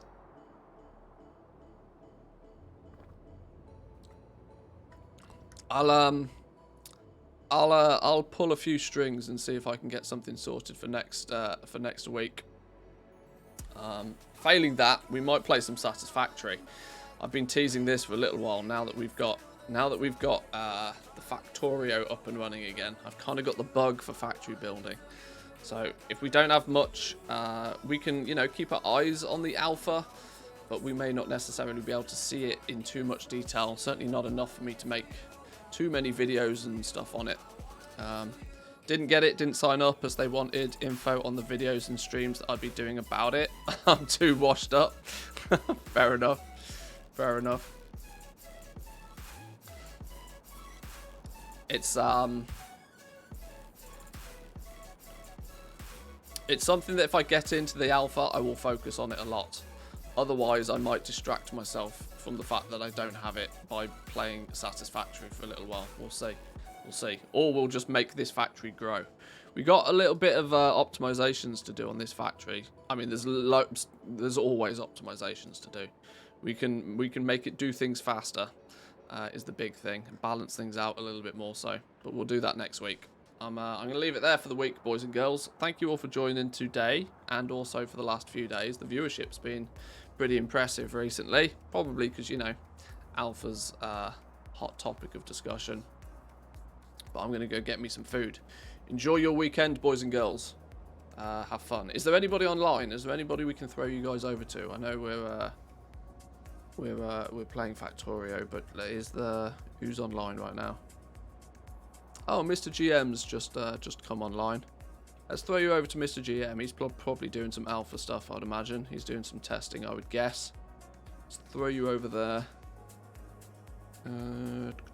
Raid. Mr. GM.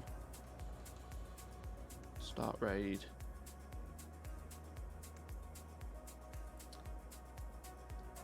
Right then, boys and girls. Have a good weekend. I'll catch you all next time. Peace.